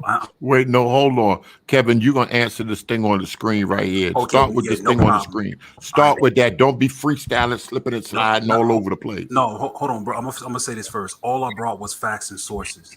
This brother just lied about that word because when he read it, it says a descendant or those that are not of their race that practice Islam. It's talking about the race. Now pull the brother's question back up. Watch this, because bro, you know it. The chat know it. This if they fail, bro, I shut down all three of them for real. All three of them? I sure did, yo. All three of them shut down. Now watch this. It said Kevin G, like I asked before. Hey, yo, Brown, you got to go, bro. You got to go, bro. Nah, Brown having fun. Let Brown have fun, man. Listen, he was about to buy tickets to the comedy club. He like, look, I saved my money. Man. He like, I saved my money, bro. Forget that. Hey, yo, read the screen, bro. I'm trying to, bro. But he killing them softly. It's softly. That's why I can't get it. Right. Quiet. Watch this. That's why I'm having fun right now because I know it's over. I know it's over. I've been knew it's over. Check this out. Kevin G, like I asked before, is it possible that mixed race could happen prior to Africa? The reason most were black is some were mixed in that book Tarza read from? Could be, but that's not the sources we read. The sources we read says they went there and took wives. It didn't say they took wives in Europe and then went brought them. That's it, bro. You do understand you can be black and be considered European. A second Exodus. You do understand the mulatto means mixed race and not mixed religion, right? Kevin. Today, yes. Real quick. You said it meant something different. What you trying to? What you saying, bro? You know he wrong, bro. You know. Hey, look, this is done, yo. Y'all done. No. Real quick. Yeah, go ahead, bro. That's saying that. Go ahead. All right. Can y'all see my screen? No, but if you want to, you got something you want to share? Yeah, I want to look at this source one more time, and then one more. Read it slow. Read it slow. Don't let's everybody look at this together. All right. Let everybody look at this together. Kev, don't say nothing. Let everybody look at this together. Let's just read it real slow. I'm gonna read it, just the part relevant, and then I'm gonna ask you a quick question to make you, confirm your position. And these are, as they call themselves, Portugales. He's talking about the Lancados, Jews who were banished from Portugal. And some few of them seem the same. Others of them are mulattoes between black and white, okay? But the most part of them are as black as the natural inhabitants, which are the Mandingos. Now, it says most of them are black. Are you saying that the ones right here who were black were the descendants of white men? No, that's not what I'm saying at all. When you read that source there, it's saying that most of them were black, but he's talking about the total color of them. But this is the thing that you're missing, and it keeps passing by. You're not catching it. There were some that were mixed. Why is that? Because of those people that came from Spain and Portugal. If These are the people who came from Portugal. And it says that they were mixed. Some of them were mixed. Why is that? Why are most of them black, though? That's the point. That's flying over your head. No, it's cool that most of them are black. That's fine. Bro, let me give you an example. If you look at African Americans, most of us are black. But 75% of us, or a good amount of us, have admixture with European. Now, you can't tell it with subsequent generations. But guess what there's evidence of? When you see somebody, I'm going to be real with here. If you see somebody with good hair, right, or something, okay, yeah, they light skin, they got some hair. Look at Drake. Look at that brother. He's mixed. You could tell. So you are saying these black people here they have European ancestry, right? They have. Of course, that's Now, right there. Well, okay, just, bro, here's the okay, thing. just because it says some of them were between black and white, you're saying, I oh, don't no, make him answer. He all over the place. No, I'm not. I'm reading. yeah, I'm reading he exactly. is. I'm not. It's not making sense. Man. I'm Come backing on, him into man. a corner, and he's man. not trying to. He said, you know, you get backed in the corner, Kev. No, I'm not. I'm reading. Look what it says. You going on a diet? I'm asking you about this right here, bro. Them few lines right there. Okay, yeah. Why are okay? It's saying, okay, some of them were between black and white. Okay, that's cool. Some of them are mulattoes, but most of them are black. Yes. Now, okay, so how do you counter that? It says most of them were black. How do you know that? Listen. This is the point I want to make. How do you know these black men weren't sleeping with white women, and that's where the mulattoes came from? Because from the source that we just read from the Wikipedia, the guy who wrote the book on the history of Portugal, they quoted him saying that they came and took African wives. Yeah, right here it says that too. On top of the pictures, he's trying to put everything together. Now listen.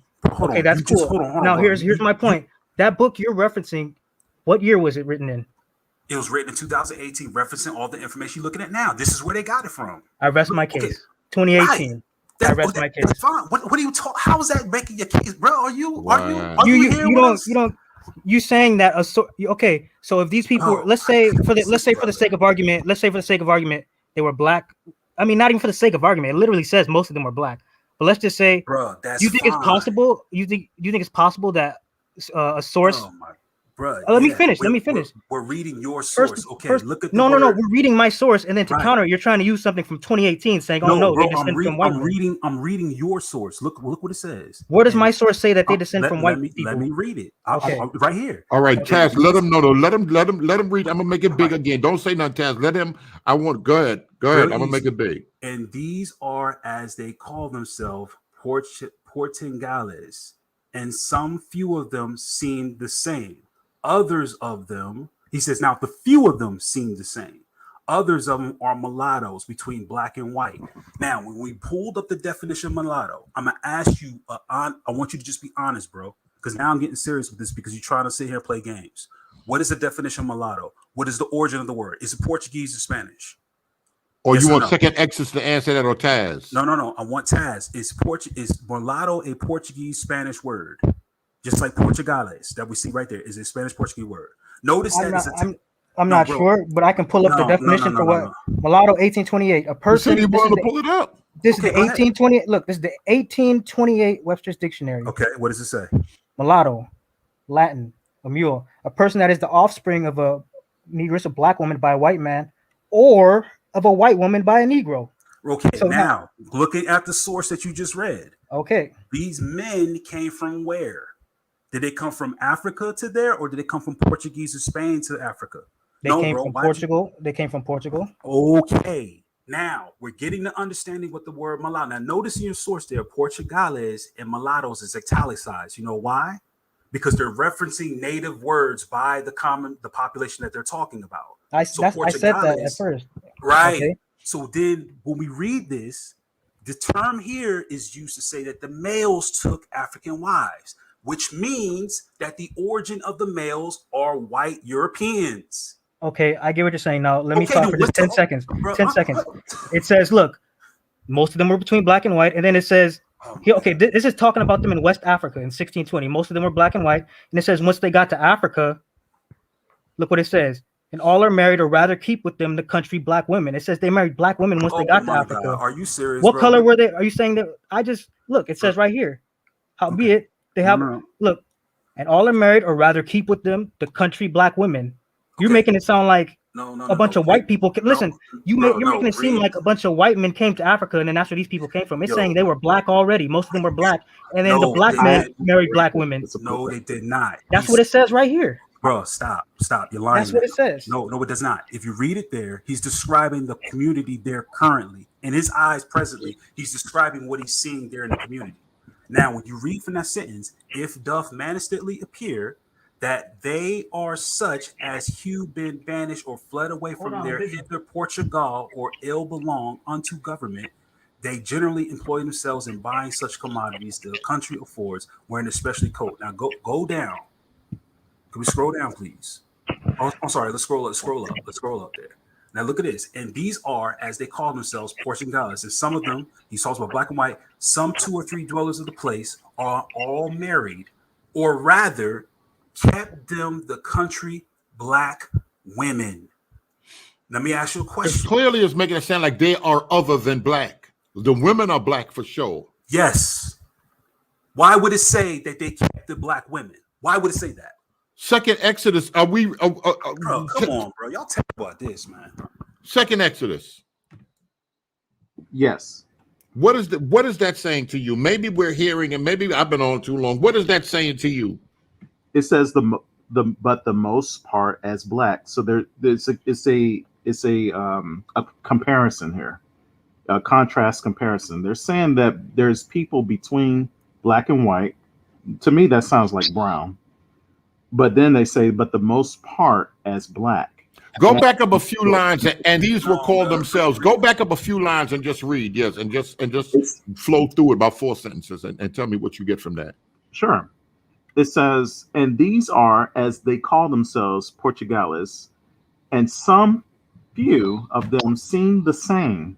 Others of them are mulattoes, between black and white, but the most part as black, as the natural inhabitants. Okay, notice they're not talking about another group of people. They're talking about just 2 groups of people. Some of them seem the same.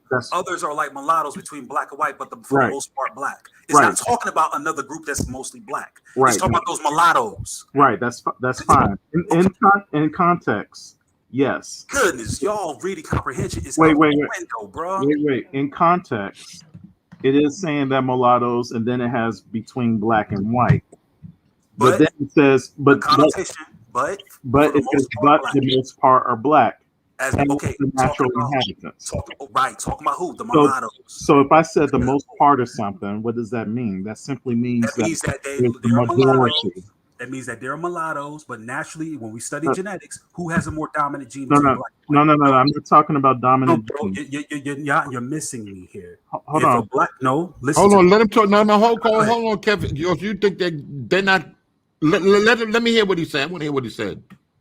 What it's clearly saying is that there are mulattoes between black and white. So they're not making a distinction between religions, as I was mentioning before.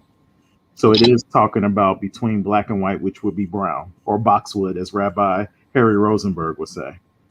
But the most part as black. So they're still referencing these Portuguese who are Lancados, and they're saying most of them are black as the natural inhabitants. So now they're making another comparison. As natural inhabitants. Okay, the natural inhabitants are the people of Guinea. Who are they that they're talking about? These people in the west and central coast. Hold on. The people that are in the west and central coast of Africa are usually very dark-skinned people. Now, what they're saying is that these Portuguese are mostly like these inhabitants who are very dark-skinned black people. No, they don't, man. Again, you're lying. You have bad reading comprehension. I'm gonna read this simple, right? It's gonna be real easy for everybody. And these are, as they call themselves, Portuguese. And some of them seem the same. Others of them. Now, why does it say some of them seem the same? You know why it says that? Because they still look like when they left Europe. They seem the same. The Portuguese who came from Portugal and Spain, they look the same. Now he's talking about the other ones, the colored ones. Look what he says. Others of them are mulattoes between black and white, but for the most part as black. He's still talking about the mulattoes because you know what you get? If a black man and a white woman made a child, what is that child going to look like? Black. If a white man and a black woman got together and they have a child, what is that child going to look like? Black. Black, we know in science, has more dominant genes. The melanin is more dominant. The hair is more dominant. The eyes is more dominant. The facial features and everything is more dominant. The broadness of the nose, the shape of the ear, everything. The melanin is more dominant. We know this. If we see somebody that looks black, we'd be surprised they had a white parent sometimes because of how dominant the genes are. So what they're talking about is the mulattoes. And they're saying that they look for the most part black as the natural inhabitants. Now, that's why I brought up African Americans, because when you look at us, we have admixture with European, but we don't look European at all. Now, when you go down, look what it says. It says that it's talking about they took black women. Look what it says. And they are scattered, some 2 or 3 dwellers in the place, and are all married, or rather kept them in the country black women of whom they begat children.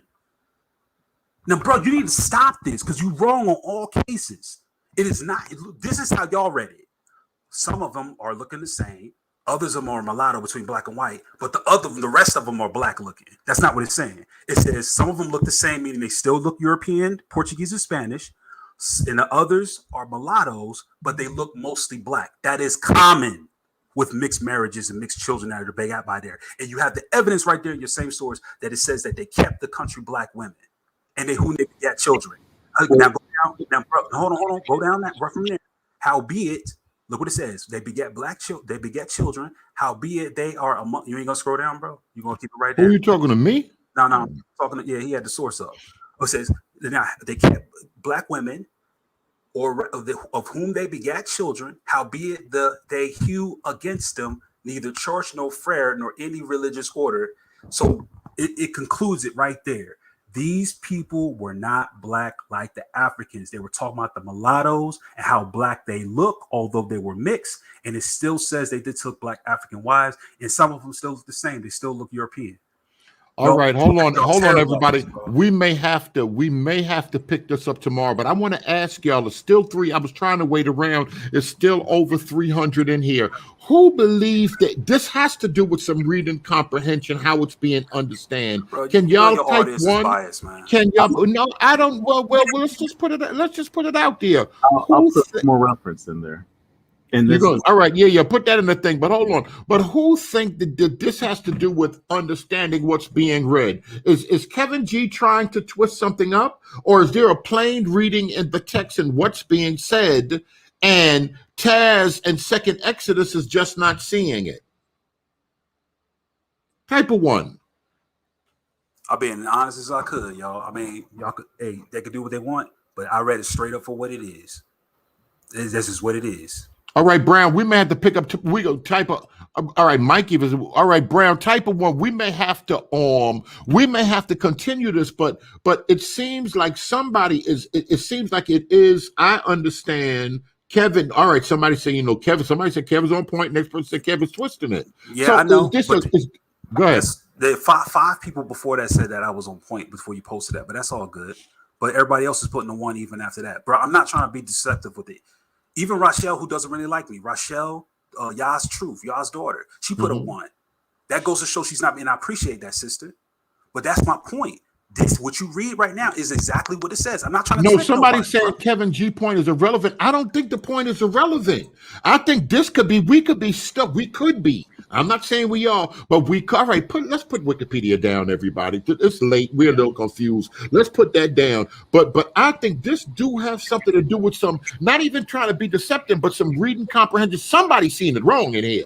There's only two sides of the fence. Can I simply? What you said? Can I simply read this real quick? It's the Second Exodus. Sir Richard Owen, Classification of Geographical Distribution of Mammalia. For 1,800 years, that race has been dispersed in different latitudes and climates, and they have preserved themselves distinct from intermixture with other races of mankind.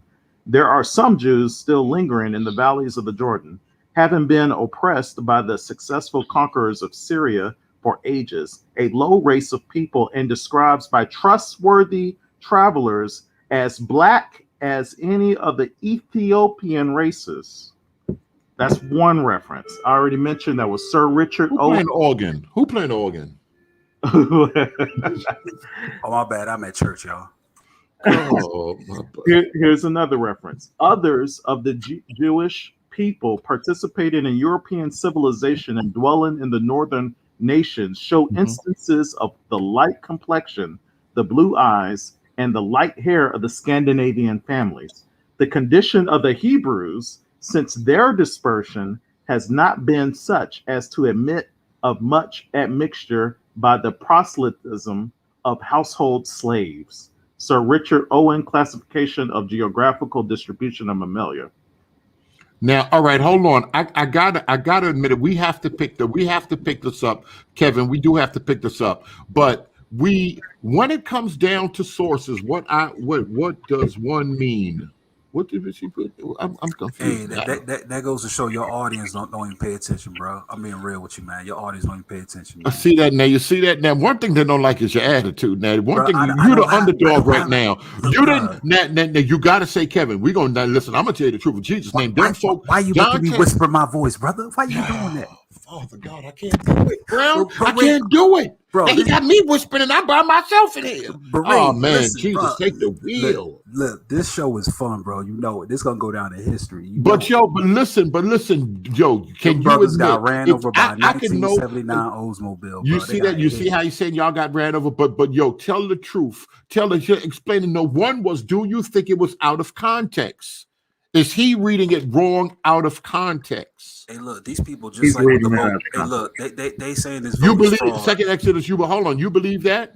All right, hold on. Don't say nothing else. But no, this is the thing. The thing is, when we start dealing with sources, that's how I said we're gonna find out what's what. Kevin G, you were in here, and about 3 of them was on top of you. Now you're catching them, not sources, but you're catching them with context and how they're reading it and everything. But you have to admit, I don't know some people in here, because there's apologists in there. Some people can leave here saying that you slaughtered them, but the amount of sources that they came, we have to continue this, because look at all of the sources that Dante just came with before I brought Taz on.